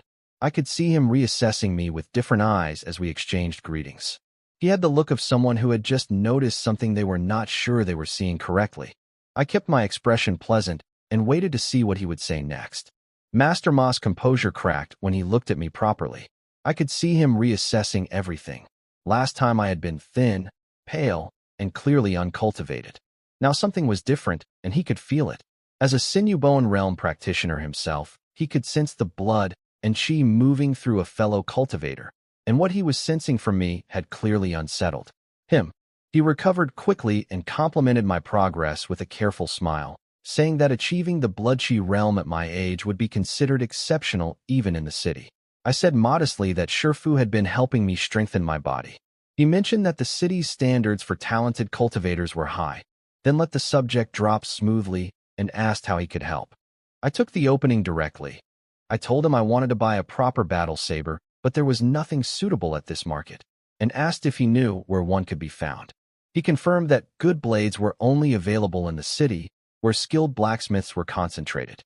Village smiths could forge farm tools, but not weapons requiring that level of craft. I let a look of hesitation cross my face and mentioned that my teacher had told me not to enter the city on my own before I finished my studies. That part was not entirely true. Shifu had said no such thing, but it served its purpose.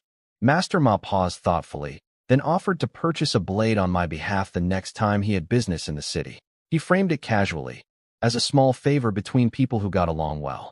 I let myself look genuinely pleased but uncertain, as though weighing whether it was appropriate to accept. Then I agreed. He was visibly satisfied, more than the situation warranted, which told me this small favor mattered to him for reasons beyond the blade itself. He asked what kind of saber I had in mind. I told Master Ma I wanted a simple, sturdy battle saber, nothing decorative, just reliable and sharp. When he explained the price range, I settled on 100 tempered blade within 50 silver taels and handed him 10 as a deposit. He accepted without hesitation and promised to have something ready by the next market day. I knew he was helping me because he wanted closer access to Dr. Chen through me. I was using him just as deliberately. Neither of us was being deceived.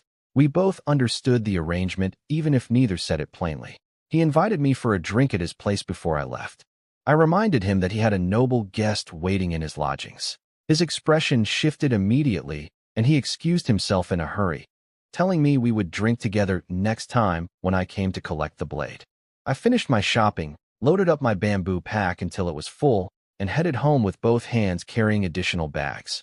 As I passed through the edge of the market, I noticed some of Master Ma's men quietly asking the chicken, duck, and pork vendors to pack up for the day, keeping the area pleasant for the young nobleman's sensibilities. I shook my head and kept walking. What I did not know was that two men had been watching me from inside the market. As I left, they recognized something in my face, a resemblance to someone named Lu Ming. One of them said I looked like Lu Ming's son. The other agreed. They decided that if I was spending money freely at the market, the village elders must have been lying when they said the Lu family had nothing left. They talked briefly and agreed to handle the matter properly, somewhere away from the market and Master Ma's territory. I was unaware of any of this. What I was aware of was the group of men who had just stepped into my path on the road. I looked at them calmly. Did you just say you're robbing me? 5 or 6 men were blocking the road ahead of me, holding wooden clubs. I recognized the type immediately, local thugs, the same ones Master Ma had driven off the market grounds on my first visit, though they clearly did not recognize me from that day. They told me to hand over everything I was carrying. I asked them calmly whether they intended to kill me if I refused. That seemed to confuse them. Most people begged and panicked. I was just standing there asking practical questions. One of them shouted that yes, they would throw me in the river if I did not cooperate. I used my ability to check them briefly. Petty thieves, all of them. No history of serious violence. Just opportunists who stole from villages and made themselves a nuisance. I felt a mild disappointment. If they had been genuinely dangerous, I could have acted without restraint. As it was, I would have to be careful. I set my bags down, shrugged off the bamboo pack, and rolled my shoulders. The leader, Chin-san, raised his club and swung it at me. I moved before it landed. What followed was over quickly. I had entered the blood-chi realm. These were ordinary men with no cultivation at all. The gap between us was enormous. I broke one limb on each of them, half hands, half feet, distributed carefully so that each person retained enough function to eventually walk away. I did not want them dying here. I just wanted them unable to cause trouble for a while. When they were all on the ground, I looked down at Chin-san and told him to be grateful. My ability had shown me none of them had committed any truly serious crimes. If they had, the river comment would not have been empty. I told him that breaking one hand or foot each was a light lesson. If I heard they were stealing from the surrounding villages again, losing the other limbs would be the consequence. I picked up my things and walked away without looking back. Behind me, the sound of pained groaning slowly resumed once I was far enough away. I heard Chin-san shouting at whoever still had working legs to help the others up and get moving before I changed my mind. I kept walking toward the village and did not look back. Walking home, I thought about what I had just done. Breaking those men's limbs was not something I felt entirely clean about, but I did not regret it either. They had chosen that path. My ability had confirmed they were petty nuisances rather than genuinely dangerous criminals, which was why I had held back from anything worse. If they had been truly evil, the calculation would have been different. What struck me more was how completely one-sided the encounter had been. To me, their movements had looked almost slow. I could see each attack coming before it arrived and respond without real effort. The gap between a cultivator in the blood-chi realm and an ordinary person was staggering, and I had only just entered that realm.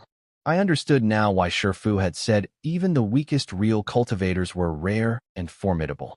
The path to the blood-chi realm was genuinely difficult for most people. I had reached it quickly only because of my ability, Shifu's guidance, and the golden loach's nourishing effects.